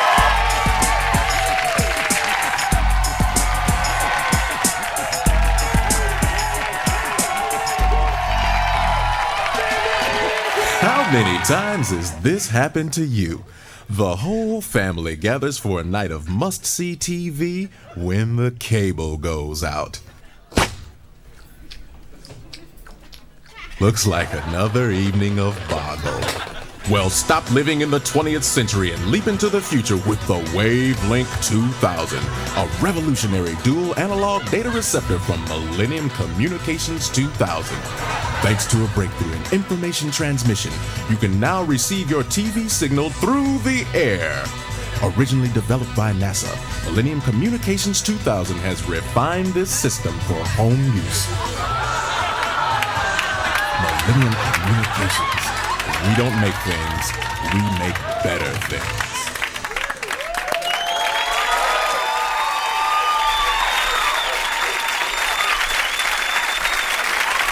Now, everybody knows about the McCoys, the parents of the septuplets who live in Iowa. Now, they've received an outpouring of assistance from corporations and local charities. However, what people don't realize is that there's a black woman who recently gave birth to decoctuplets and hasn't made one headline. So we at the Chris Rock Show want to help her out. So here, via satellite, please welcome Dawn Wise.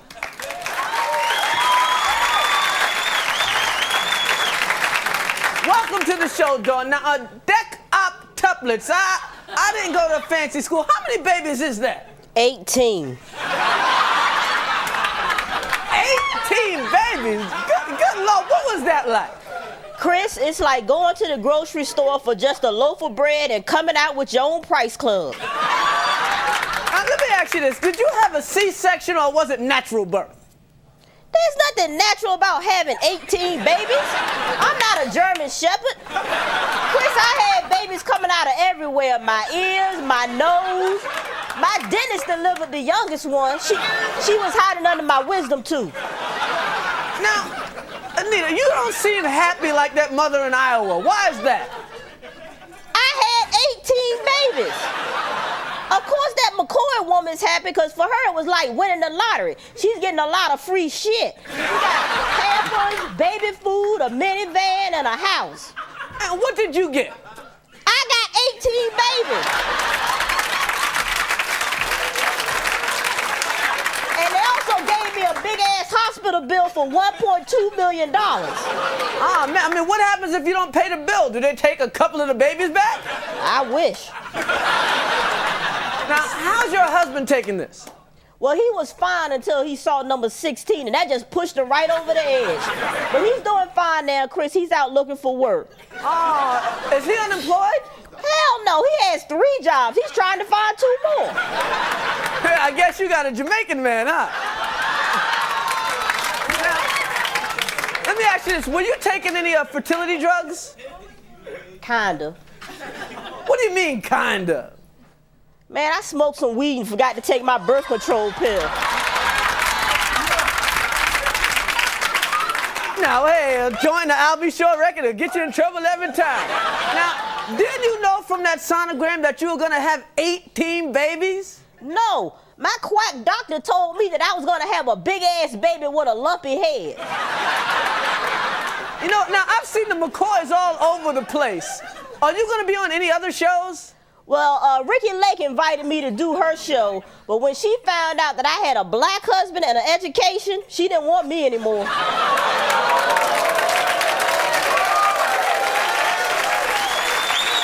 Yeah. Ricky can do that. Now, what did you name the babies? Okay, there's Larry Jr., Dwayne, Roger, Rerun, JJ, Michael, Thelma, Greg, Marsha, Peter, Jan, Bobby, Cindy, Buffy, Jody, Mr. French, Moesha, and Urkel. Well, you know what? We said we would help you, so we are sending you 18 baby car seats, a coupon for Popeye's fried chicken, and your own Chris Rock show jacket. That's right. What in the hell am I gonna do with 18 baby car seats? I don't even have a car. I want a minivan. I'll tell you what. If you give us an exclusive peek at those babies, maybe we can work something out. Okay, here they go. Hey, that's enough. That's enough. The minivan is on its way. Thanks for coming. Anita Wise, everybody. Everybody, Dawn Wise. All right.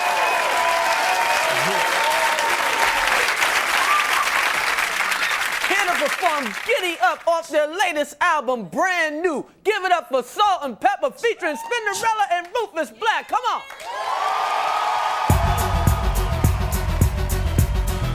Body. Put the bass in the hi-hat. Come on. Yo, body. yo, Bass in the hi-hat. I'ma make you bounce till your hip hurts. Make it work. Sweat till you drench your blouse and your skirt. Well, I'ma freak it till you pass out. Pull your cash out, baby, till you black out. Keep banging. PLAQ, make you say ho. S&P, check out your clothes. Everybody put your hands in the sky. Giddy up, giddy up. Come on. That's right. Say giddy up, baby. Giddy up, giddy up, giddy up, giddy up. Give me all that you got. Baby, don't stop. Keep it coming strong. Make it hot, say Come on. what? Say giddy up, baby. Giddy up, giddy up. Come on. Give me all that you got. Baby, don't stop. Keep it coming strong, make it hot. Giddy up, baby. I'ma take you for a ride. Spit you so wild when I release the vibe. Freak you down till your asthma hit ya. Sort non-stop size lift ya. Make you wanna get your stash. Blowing like the wind, no need. I got my own ends, so play your haters never win. Cause I'm a ball to the end. Send it chill up your skin, poppy. So who the fake, not me. Can't take what I got, can't stop me. Feel the vibe, ride, bass sliding, yo. Can't fight it, ho. Let it flow, run the move, show and prove. We can do this, shake your groove thing. Hold tight, ain't nothing to this. You wanna get down with the skills? My man's can know it feels. It feels ill, don't it? Giddy up, baby. Giddy up, giddy up, giddy up, giddy up. Give me all that you got, baby, don't stop. Keep it coming strong, make it hot. Say what? Say giddy up, baby. Giddy up, giddy up, giddy up, giddy up. Give me all that you got, baby, don't stop. Keep it coming strong, make it hot. Say what? I keep it hot like a block full of hustlers who can make it blaze like us. Bless you to death, yo. Water freak me from the back, yo. Girl, don't even play like that. Keep it coming strong, give me all that you got. Two baller, don't stop. I throw it like a pitcher. Let my sex appeal hit ya. Game so sharp that it split ya. Play it raw, keep your style in order. Been hooked since you and was a horn. Saying, can't nobody do it this time. Yo, Pep be the bomb, that's right. Look at all the players trying to get with me, sit with me. Yo, it ain't shit to me. I'ma party till I see the sunrise. Yo, S to the D, keep the party live. Keep it up, say, giddy up, baby. Giddy up, giddy up, giddy up, giddy up. Give me all that you got, baby, don't stop. Keep it coming strong, make it hot, say what? Giddy up, baby, giddy up, giddy up. Come on, get up, giddy up, girl. Give me all that you got, baby, don't stop. Keep it coming strong, make it hot, say what? Come on, put your hands up, put your hands up. Yeah, come on, yo. Everybody say ho. Say ho, ho, yo. Somebody, anybody. Everybody scream! B.I.N. Feel with the fella, ain't no fella. Well, freak your body, keep the party hot. Give me all that you got, and it don't stop. When the move down on it, put your groove down, homie, can't lose now. Come on, can you work it down to the bone? When you acting like you wrong, yo, boy, I take you home. You better move. Say giddy up, baby. Giddy up, giddy up, giddy up, giddy Give me all that you got, baby, don't stop. Keep it coming strong, make it hot, say what? Say SMP. Say SMP. Come on. Give me all that you got, baby, don't stop. Keep it coming strong, make it hot, say what? Giddy up, you can buy that. Yo, put the bass in the hi-hat. You can buy that. Yo, put the bass in the hi-hat. Yeah, NYC in the house. Put the bass in the hi-hat. Brooklyn in the house. It's Rock Jersey. That's our show for tonight. I'd like to thank our guest, Roy Jones Jr., Salt and Pepper. Yo, Flash, take us out. Thank you.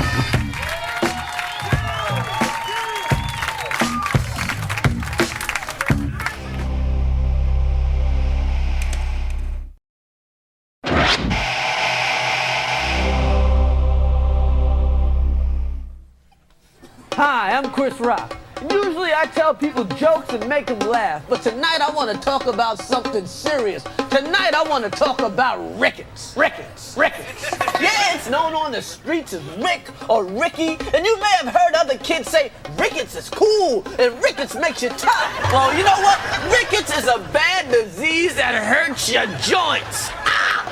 And that's not my idea of fun. Now, if one of your friends tells you that rickets is cool, well, he's not cool and he's not your friend. If someone offers you rickets, We got some rickets right here. What's up? just say no and walk away while you still can. Rickets, it's for losers.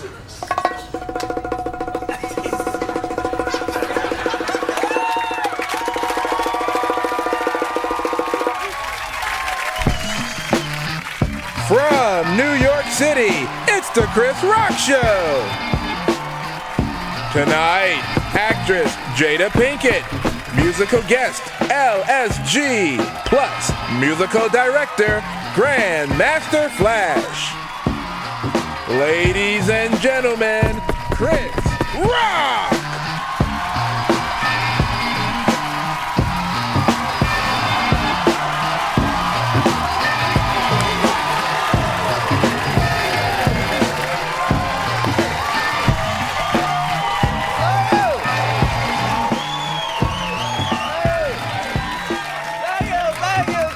Thank you. Sit down. Sit down. Thank you all for coming to the show. It's great. The traffic is ridiculous out there. It's the holiday season, and Kwanzaa's almost here. Yes, Kwanzaa's almost here. You know, the time really flies. It seems like yesterday it was Kwanzaa giving and Kwanzaa ween, you know? I mean, I love the holiday season. This is a time of year where more people believe in flying reindeer than Tawana Brawley, you know? It's that time of year. So,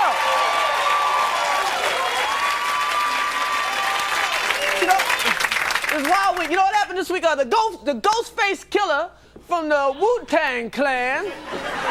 No, from the Charlie Daniels Band. No, Ghostface Killer from the Wu-Tang Clan was arrested here in New York for carrying a .357 Magnum. Now, he claimed that he was being harassed by the police, but the cops said, hey, it is standard procedure for anybody with a car that got killer on the license plate.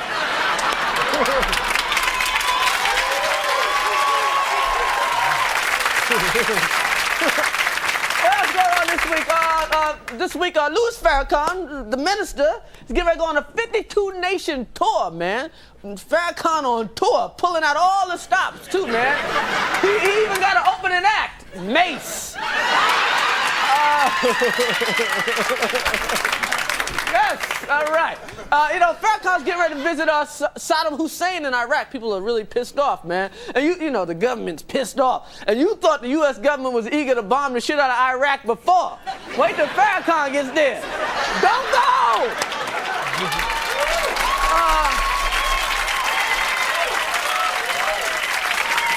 Now, this this happened. This is some true. A judge in Los Angeles ruled that Tupac Shakur's father could not inherit half of Tupac's millions. That's right. Y'all clapping like y'all getting the other half. The judge made the decision after Tupac's dad could not identify Tupac in a group of photos. That's right. The father picked out MC Hammer. What's going on? Now, what else? More news. A bartender in Brentwood, California, refused to serve O.J. Simpson after customers threatened to leave the restaurant because O.J. was there. And people heard O.J. say, "Hey, who does a brother have to kill to get a drink in here?" Oh, what else is going on? In the world of sports, there's only one thing happening in sports. Latrell Sprewell finally apologized for choking his coach. He said he was sorry. He ain't sorry. He ain't sorry. You know why I know he ain't sorry? Because he still got the cornrows, that's why. That's right. You can't go to court with cornrows in your hair. I'm sorry. You can't go to court with the #1 hairstyle in Rikers Island. I'm sorry.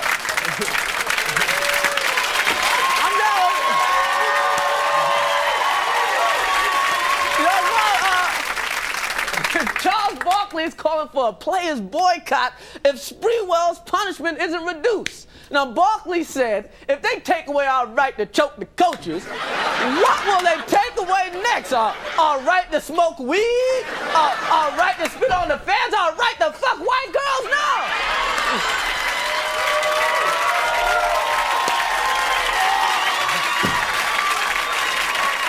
They can't lose that. Now, do y'all like this New York City background? Do you like it? Well, you know, we're pretty happy with it, but it wasn't the first one we tried. We went through a couple of other things, but we couldn't find anything quite right. For instance, let's take a look at this clip from one of our first shows. So, tell me this now, what was it like working with Denzel? It was the best. He's really a terrific actor and a great guy. Now, the landfill thing didn't feel right, but I was sure this next one was gonna work. Now, is it fair to call you a white supremacist? What does supremacist mean? I mean, it means you think that white people are far superior to the other races. Superior means... Better than, you know, you guys. Now, we still needed a background, but I fired the guy who thought of this one. Now, what song will you be doing for us tonight?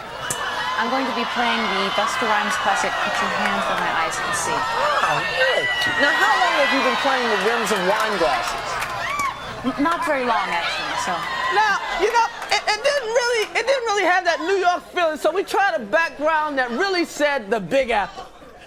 I want to thank you for being with us, and congratulations on your Nobel Peace Prize. Thank you very much, Chris. Now, how did you find out that you won? Well, there was a phone call. A phone call? Not from the Nobel Prize people? I mean, who called you? Yes, they phoned me from Stockholm. Okay, now, from Stockholm. Now, isn't there a time zone difference? I mean, it must have been like 3 in the morning your Yes, time. it actually was. They woke me up, but it was great news. Great news that you won the Nobel Prize. I don't know what we were thinking. Okay, we got a great show for you tonight. We got Jada Pinkett in the house. We got LSG. And don't forget to give it up for Grandmaster Flash. Now, everybody watch this, please. You've seen When Animals Attack.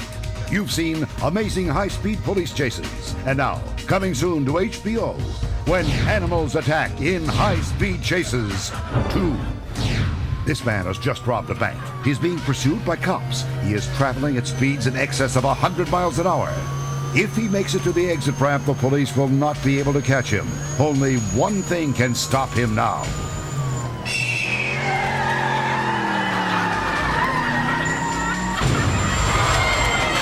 When Animals Attack in High-Speed Chases 2. Hi, I'm Bob Watkins, the host of When Animals Attack in High-Speed Chases 2. On this show, you'll see graphic images of bloody animal attacks and the messy remains of horrible car accidents over and over and over again. Let's see that first crash again.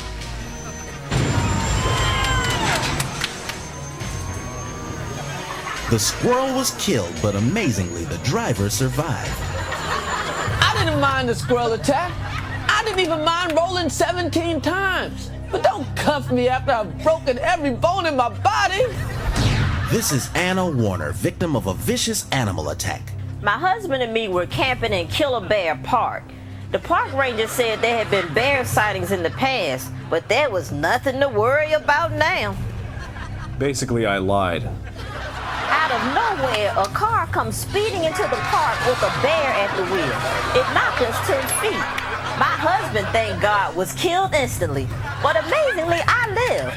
And I knew that attack was not an accident because the bear backed up and drove over me. It hit me about 7 times. Here is a police photo of Anna just after the attack. What Anna didn't know at the time was there was also a deer in the car riding shotgun. After the attack in the park, officers pursued the bear and the deer. The bear didn't have a license, was baffled by right turns on red. For a few miles, the deer takes the wheel, but hits a deer, and the bear takes the wheel back. Later, the arrogant bear gives the police the finger. This causes the bear to lose control, and the cops run him off the road. The deer tries to toss beer cans out the car. The deer is taken into custody immediately. The bear surrenders. Once out of the vehicle, he pretends to be hurt, but then shoves an officer aside and makes a break for the woods. The foot race is on. In desperation, the bear runs into a nearby home. The bear tries to disguise himself as a fancy throw rug, but officers are not fooled. They cuff the rug. They also arrest another rug just to be on the safe side. He'll be spending the next 20 years in jail as Smokey the Bitch. So join me next week on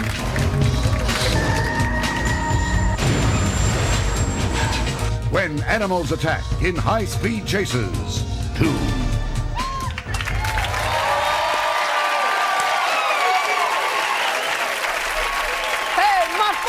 Tonight is starting the Nutty Professor Set It Off and can be currently seen in Scream 2. Please welcome Jada Pinkett.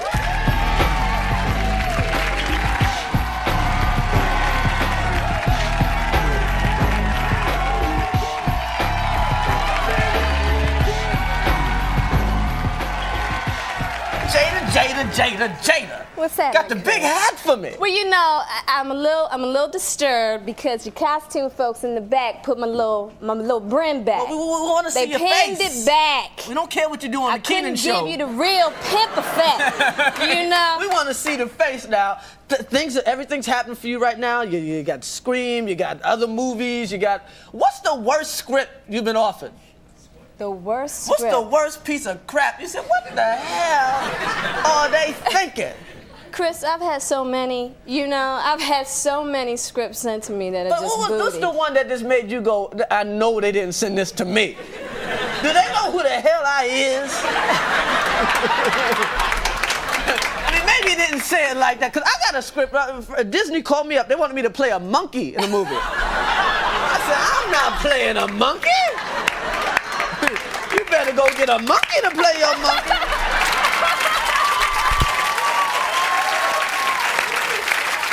I don't know. All right, so forget the script thing. But you're doing a lot tonight. Scream, because they kill black people quick in horror movies. Real quick. So, how long do you last? Let's say don't close your eyes. Don't blink.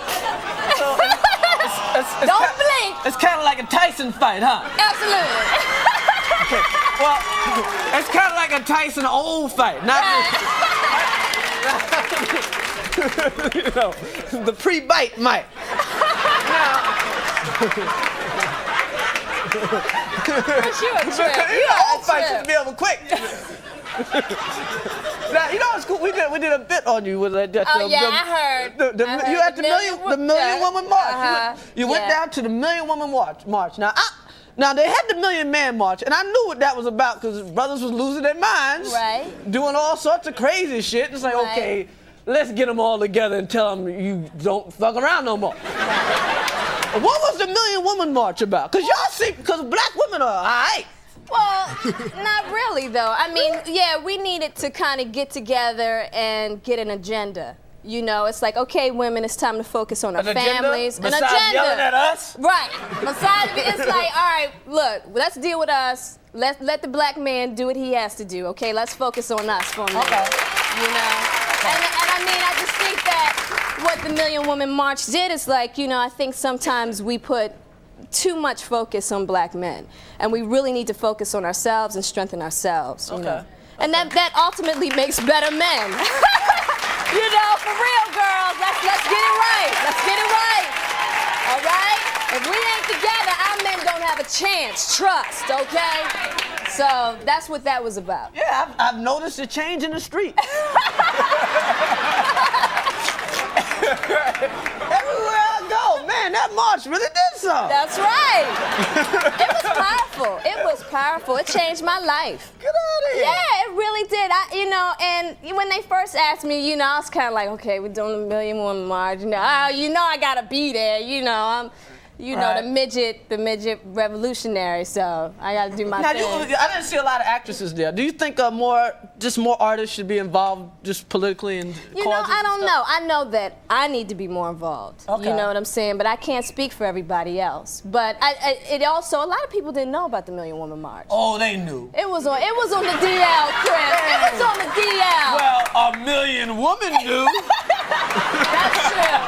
But you really, it wasn't really organized. You know, it was kind of, people didn't know. Wait a minute, women are always organized. Well, it was organized. It was organized enough to get a million plus women there. Ass men got organized faster than women.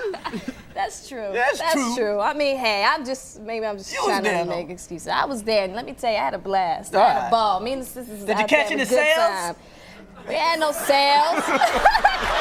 You know, black folks took totally advantage of that opportunity. It's like, this t-shirt costs $50. I was like, $50? Damn. Were they selling like buttons and shit? Oh yeah, they had a whole bunch of paraphernalia Like, out there. I remember whenever there's some black rally or something, the buttons, is that it? That's it? Yes! Yes! Yes! Fuck! You're not gonna believe this. Jada Pinkett, you win a bottle of champagne. You know why? Because you just did an interview without mentioning the name Will Smith.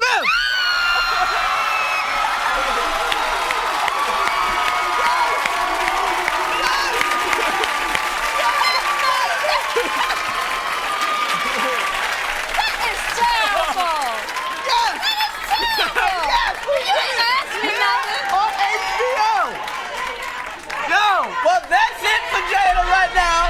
Thank you so much. You did it! You did it!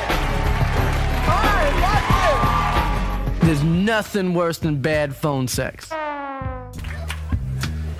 don't know. I don't feel comfortable doing this, Chris. Oh, come on. So what do you have on? Underwear. Come on, don't say underwear. Say panties. You know panties, right? What kind of panties? It's like a tweed lycra blend. Don't tell me, Jerry, what am I, Taylor? Okay. So what you gonna do when you see me? I don't know. You want me to kiss you? I don't know. You want me to eat your pussy? What do you mean whatever? Do you want me to eat your pussy? Eventually, I guess it'll get there.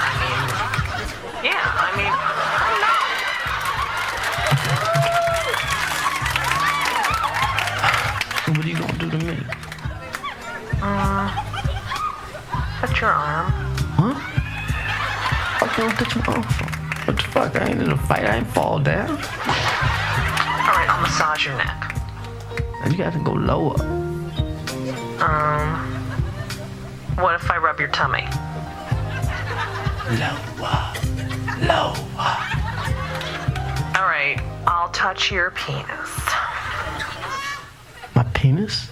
Huh? My penis? The fuck are you talking about, penis? Penis? What's this penis shit? What am I, a fucking doctor? It's dick. My dick.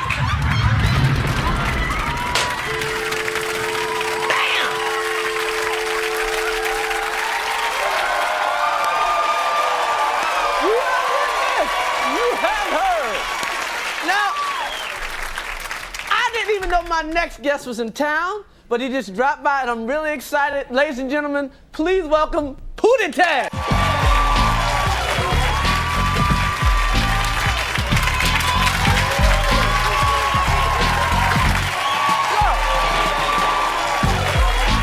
Welcome to the show, man. Thanks, baby. Now, Pootie Tang on my show. It is so good to see you, Pootie Tang. Now, you must be doing a promotional tour or something. Yeah. Now, Pootie, I was wondering, what happened to you down by the Cuddy Style? Oh, Chris, that Cuddy Style beat was bullshit, all right? I was just down there, tying in a cloud. Really? Because everybody said you was crying on the Tammy. No, my Damie. That's a water tie to the salmon cow.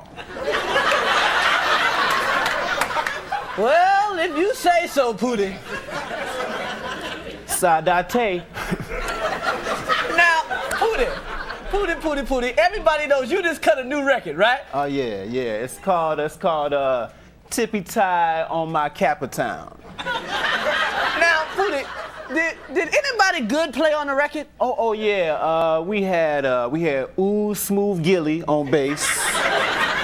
Critey Pooster on keys. Get out of here. Yeah, Wamatar Sappy came a leap of chai on drums. And Paul Schaefer. That sounds rainy, Pootie. Now, do you have a clip for this video? Yeah. All right, now let's take a look at a clip from Pootie Tang's Tippy Tie on My Caper Towel.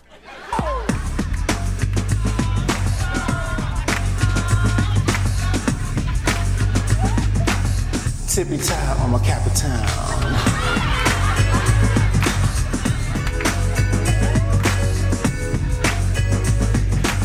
Tippy tie on my Capitown. Wow, hey!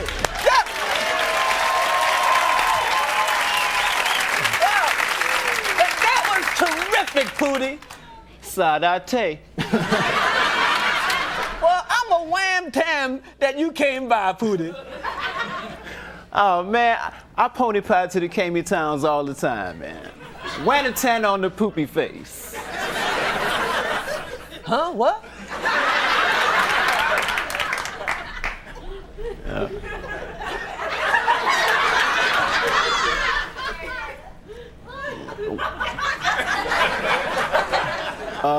Wanatan on the poopy face.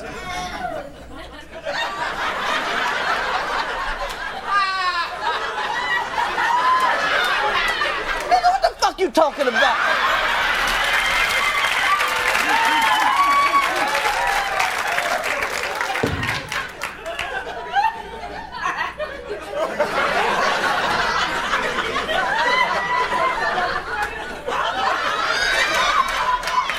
Wanatana on my poopy face. Yeah. No, I knew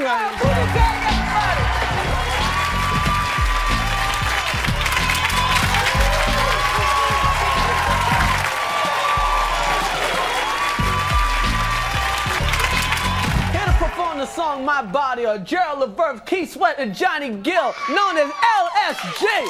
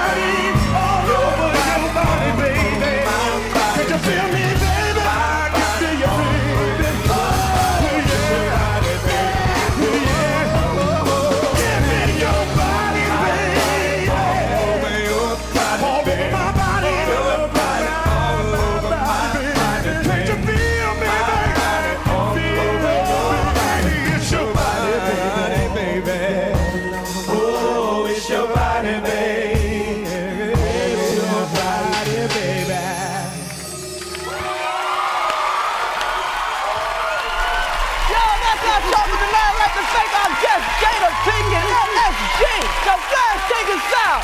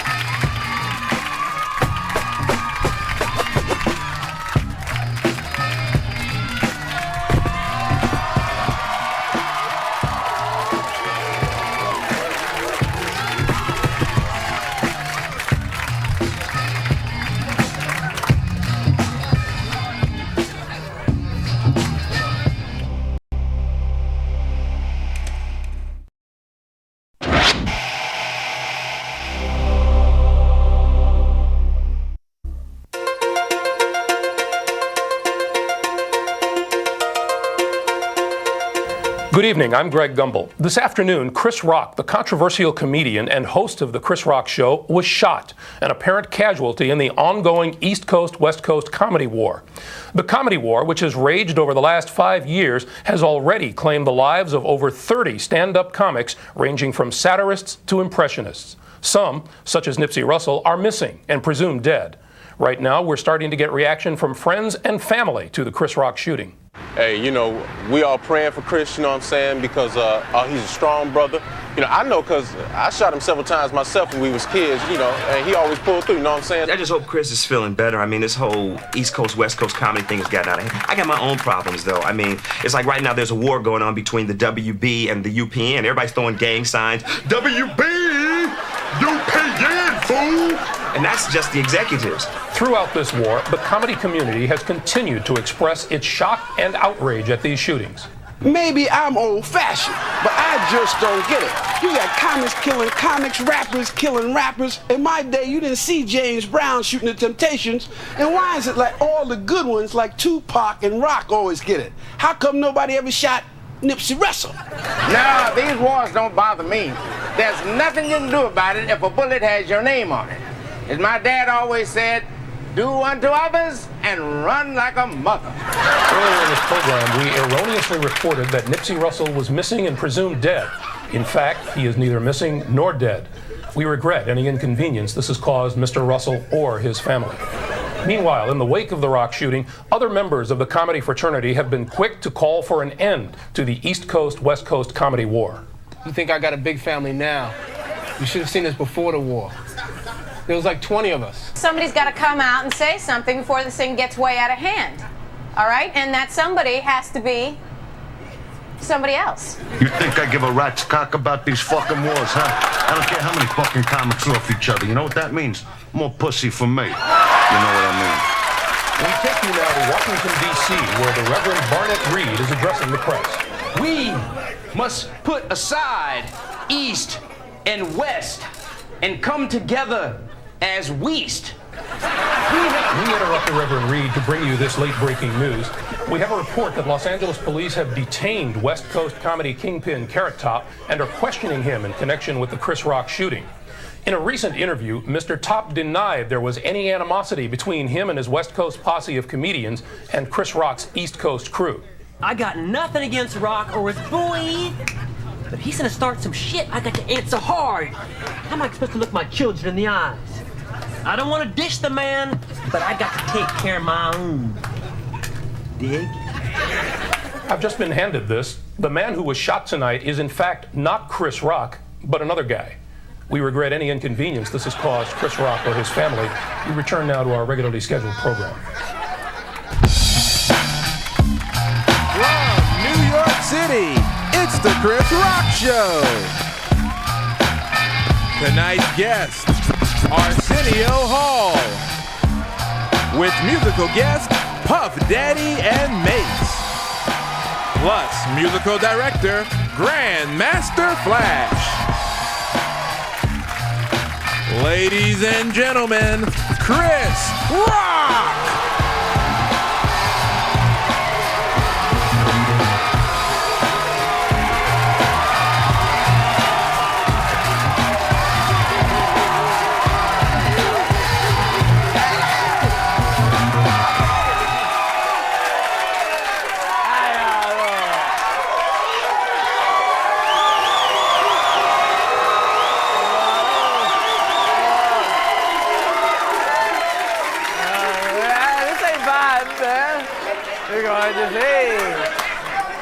This is another show, baby. What's going on? So, it's the big news. The big news is Princess died. Big news is Princess died, and everybody's talking about the war, the paparazzi. Everybody's mad at the paparazzis for taking pictures. George Clooney's complaining, Rosie O'Donnell's complaining, Sylvester Stallone's complaining, and on the other hand, Vanilla Ice is like, hey, why don't y'all take my picture? What's the other big thing right now? Al Sharpton. Al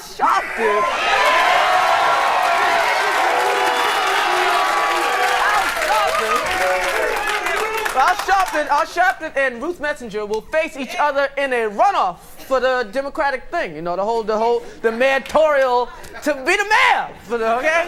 I'm fucking up to be the mayor. Al Sharpton, man. Now, Messenger got 60% of the white vote, and Al Sharpton got 98% of the perm vote. That's Al. Al's gonna get the perm vote. Nick Ashford woke up real early to vote for Al. Now, a lot of people are saying that Sharpton's candidacy will bring out the black vote. And it will. That's the good news. The bad news, that will also bring out the I don't want that conch-head coon running my town vote.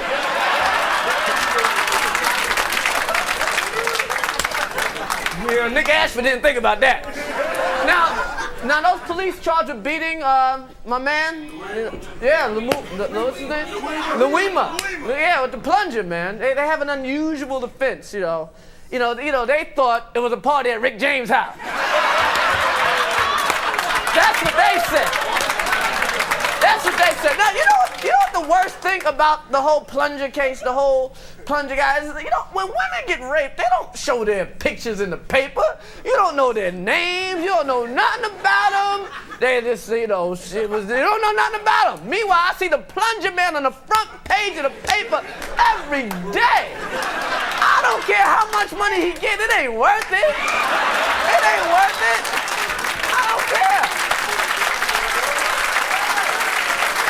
It's not worth it. Because like 20 years from now, he'll be walking down the street like, hey, Plungy! This just came out today in USA Today, Montclair, New Jersey, has been, from Montclair.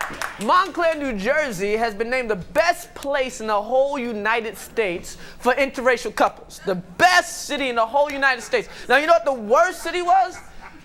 Every other city in America.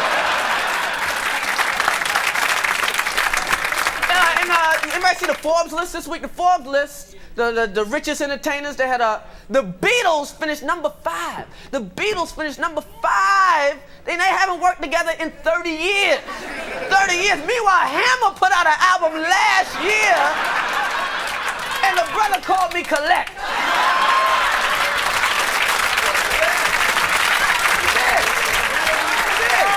1-800-COLLECT. Now, we got a great show tonight. We got a dope show. It's the first show. We got Arsenio Hall in the house.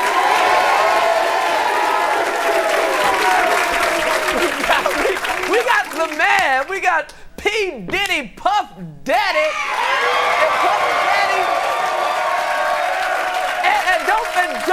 And you cannot front on Mace. You got to give it up for Mace, too.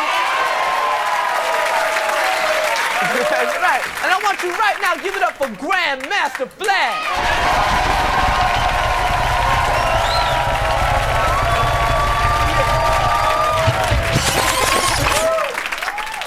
Now, as a tribute to Princess Di, Elton John sang a remake of his song Candle in the Wind. We here at the Chris Rock Show would like to remember another world leader who passed away this week, the exiled dictator of Zaire, Mobutu.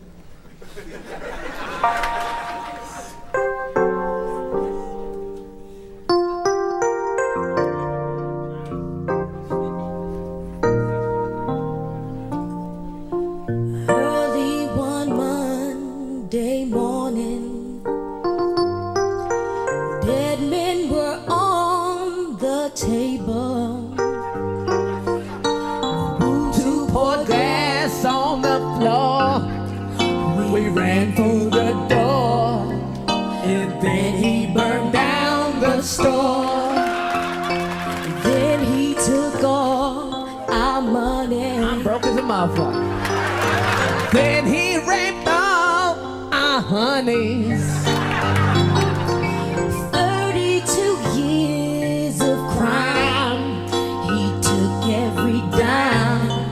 But boy, did his ass look fine. Everybody, oh, Mobutu, come on.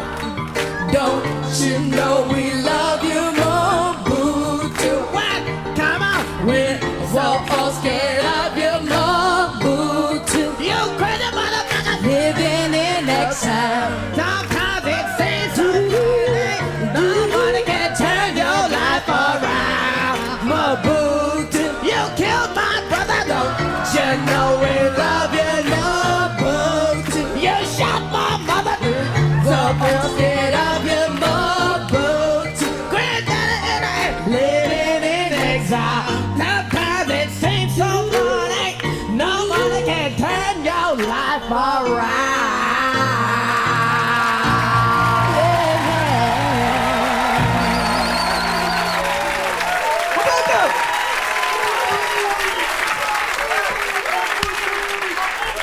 Mobutu. All right. Our first guest tonight revolutionized late night television talk show. And so it is a pleasure to introduce this man because, you know, I was on his show, so it feels good to have him on my show. I want you to give it up for Arsenio!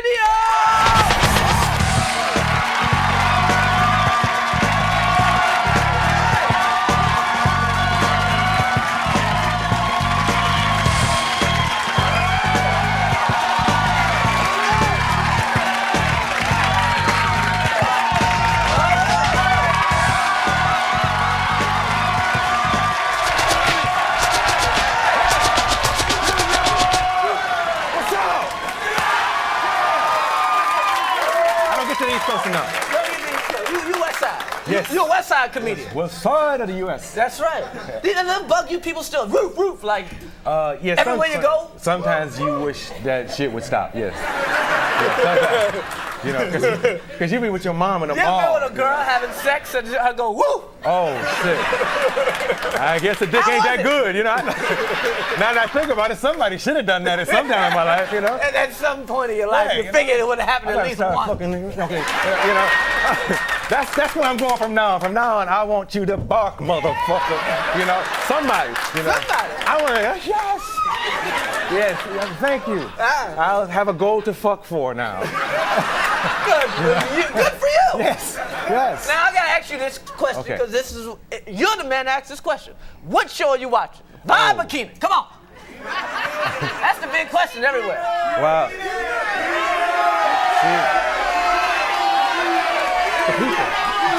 The people. You know, it seems like people, for the most part, are responding to Keenan more than Vibe. And you know, what's interesting is like Quincy can get great guests for Vibe because everybody loved Quincy. Yeah, I'm like. And Keenan will have like a cow lick somebody's face and beat him in the numbers, you know? And it's like, and Keenan's doing different stuff. You know, he's doing like he's throwing a lot of stuff up against the wall. Variety, talk. He has talent shows. They play games and shit, you know. And Vibe is pretty much just doing the shit I did 5 years ago. I mean, no, I'm just kidding. I'm just kidding. It's real new looking. I mean, why don't they just introduce the motherfuckers Arsenio, you know? I mean, I'll be damned. Damn. That means that's you being big to say that because Keenan used to do that crazy impression of you with the ass this big and Motherfucker be like this. Oh yeah, yeah. So for you to, if you like the Keenan show, that shit must be real good. Yeah. For you to like it. I just try to be honest about it, you know, and you know, it's, yeah, cause and Keenan is So cool. y'all are all friends, yeah, right? Because we used to be, way back. We was all tight, and you know, brothers fall out, and Keenan one of them kind of motherfuckers. If he fall out with you, he may shoot a relative, or you know, Keenan be looking for your mama and shit. That motherfucker get dirty when he get mad, you know. But it's cool, we cool now, cause you know we used to all be boys. We do pranks on each other. One time, as a matter of fact, when we were here. All in New Y'all York, hang right? out at the same, cause I'm like a little bit younger than you, but like you, Keenan, Robert, y'all all. Yeah, we would hang out, but we wouldn't let Robert come. No. No, we Why? No, yeah, we would all, Why? you know, hang out. And do pranks on each other.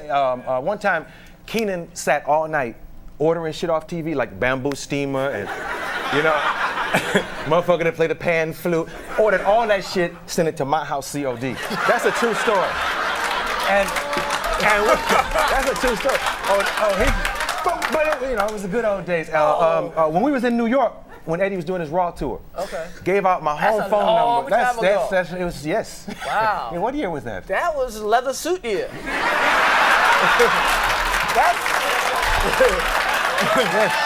Purple and black. When you was cool wearing a leather suit, that's a long time ago. That was back then. But he gave out my home number from the stage. Tell him, take out pencils and lipstick, whatever y'all need. Write this number down. Motherfuckers called me for 3 days. And I didn't know what was going on. The machine be full all the time. People be ringing. Be like, you thought they loved it. Yeah, I was like, I'm really popular somewhere. Finally, a lady explained to me, Eddie Murphy gave your number out on stage. Had to change my shit. Oh, man. Yeah. Aww. I get them. Now they got all these shows. You know, it's wild. It's like... you know what? I like both shows. I hope they last because there's a lot of black talent that needs a spot. And everybody... You know what I'm saying? And everybody... It's like Oprah has to get big numbers, so she can't talk to Drew Hill, you know, and Leno can't put some people on because he need big. But you know, we got all these shows. I hope they both survive. To be honest with you, and you know, brothers want to see Jada more often. You know, see, you don't want to have to wait till Will brings her on Oprah. You know, you want to see her as often as possible. You're you know? right. We got a lot of talent. In we have a lot of. I'm sorry, what were you using? Now I gotta ask the audience. Are you liking this interview right now? Somebody back there just told me right now you're getting ready to see the Puff Daddy remix of the interview. Can we see that right now? So, Arsenio, how did you get into comedy? I started doing stand-up. Actually, I'm from Cleveland, but I went to Chicago and started like in 1979. And then I moved on to LA. And you know, I started like most comics, on a dare. It's a Bad Boy remix. Interview, nigga. Arsenio, I mean, you've had a big impact on TV. What shows do you watch? Moesha in the house. X-Files in the house. In the house. In the house. Turn it out without a doubt.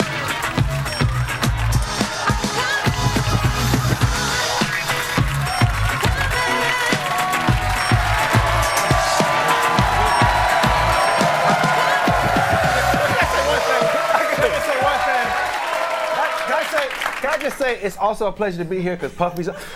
Music is honest now, and I appreciate. Puffy, R. Kelly, Big, I'm fucking you tonight. Remember when Lionel Richie, he would pretend he didn't want the pussy and he was writing poetry once, twice, 3 times, you know, on the wings of love. Now, music, I'm fucking you tonight. I'm fucking you. And music has changed. Johnny Mathis never said, I'm fucking you tonight. Not to a woman.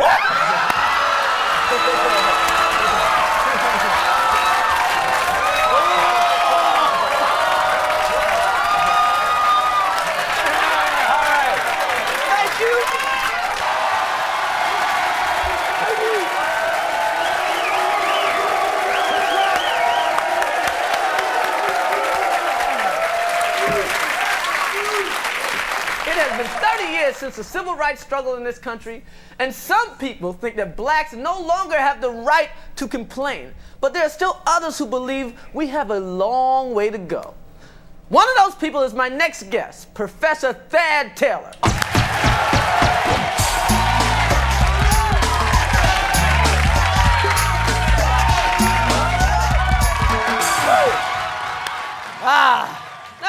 Professor. Thank you, Chris. And I can tell you right now, people, it is a good feeling to be in a place where a black man is welcome. Yes. Great. Professor, I gotta ask you this. Do you think things are really that bad for the black man in America today? Chris, I have found that it's worse than it is 30 years ago. Worse than 30 years ago? I mean, you don't have to get at the back of the bus. There's no white-only lunch counters, water fountains. I mean, it's a little better, right? Come on. No, Chris, I mean, to tell you the truth, there are still several places right here in New York City where a black man cannot get served simply because he's black. Now, I've done a lot of research in this area, and I've even documented some of this footage on the hidden camera. I brought someone to show you what I'm talking about. Okay, sure. Let's take a look at this. Let's take a look, okay. Now, this first piece of footage is me trying to enter a regular restaurant right here in Midtown Manhattan, and I want you to pay close attention to how quickly they let me know that they don't serve my kind. What's this? Oh, here I am walking the restaurant. Okay? Now watch this, Chris. Look, here I am being escorted out by the establishment. It's wrong. I didn't eat nothing. I didn't even order no food. Took me out. So you see, Chris, I didn't last 1 minute in that restaurant. Well, I got more footage. I got more stuff. Watch this. Okay, watch it. All right, here we go. Here I am, held in a cab. See? Trying to get a cab. As you see, none of the cabs are stopping for me because I'm a black man. See? He started to stop. He wanted to hit me. Well, I know. I can see you're a black man. Shit, you're black all over. Whoa. Look. All right, one guy stops. I get in. Okay. I say I'd like to go uptown. Watch what happens. What happened? Typical, Chris. Typical. He threw me out the cab. This is wrong, Chris. This is wrong. So now you see, this is a white man's world. That's clear right there. No, Professor, this is a sane man's world. I don't think that people are treating you bad because you're black. They're treating you because you're buck-ass naked. Chris, please. That is not true. All right, look at these guys over here. Huh? Look at those guys. They haven't been discriminated. Look at them.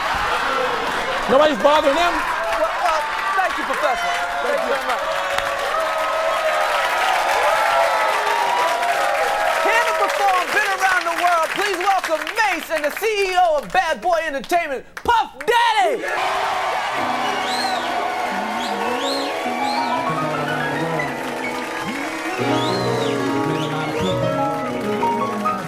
Done a lot of things.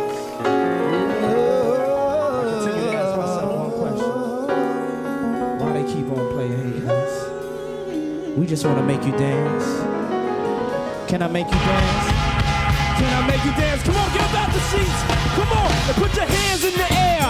Everybody put them hands in the air. Over there, put your hands in the air. Get up and put your hands in the air. Come on and say yeah. Say yeah. Say yeah. Now scream. Now take what they do, that ain't what Mace do. Got a lot of girls that love to replace you. See your Facebook, not behind your back. Niggas talk shit, we never mind that. Money, never mind that. Puff soundtrack, right? Hot stuff that make people say rewind that. People know we go against the Harlem Gigolo. Get your hoe, lick a low, make the bitch pick it low. I represent honey for money, my guys and gents. Ride with the tents, that be 35%. Rolls on my lane, so I look both ways. Cops say it's okay, my tents smoke pretty, no way. People leave without handing me my shit. Got plans to get my land in my wing. Niggas out of town don't understand this shit. Pop champagne like I want to chance this shit. I don't know and I don't know why they wanna say it. I don't know why they hate us. Yo, Puff, is it our ladies? Or I try to say it is. Baby, the one that rumor, dreaming of a million. Now I'm a beach house, came to the center. I was a gentleman, living in tenements. Now I'm swimming in all the women that be trends. Went from bad boy to the crush liniment. Now my dividends be the new Benjamin. Girls of all complexion, I like cinnamon. Make you got the girls with Playboy cinnamon. What you waiting for? Let the freak show begin. How they came in a truck? Nah, Puff, that's a fin. You don't like the way it's hot hazy, never shady, you must be crazy. I ain't pictureless with this. Don't kiss right there, girlfriend, I'm ticklish. And I be shooting bees with a ring full of cheese, nigga, please. I want macaroni with the cheese. Been around the world, and now come on and put them hands in the air. Come on and put them hands in the air. I don't know and I don't know why. Come on and put them hands in the air. Why they want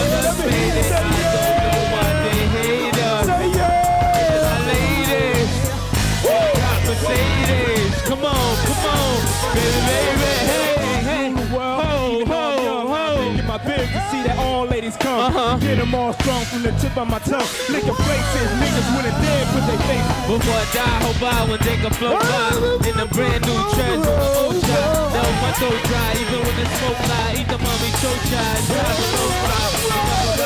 Five in the car, save money for the drinks. I'm about to buy the bar, and everywhere I drive, I'm a star. Little kids all on the corner scream, that's my car. It was days couldn't be fly, now I'm in a TI. I'm a cloud of VI. Now nigga VI. Rock turns the gold, the money I fold. Roll the way you wanna roll, break on the road.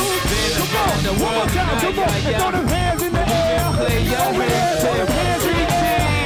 Right there, throw them hands in the air. bad boy, whole world, Say yeah. Say yeah. Say yeah. This from side to side.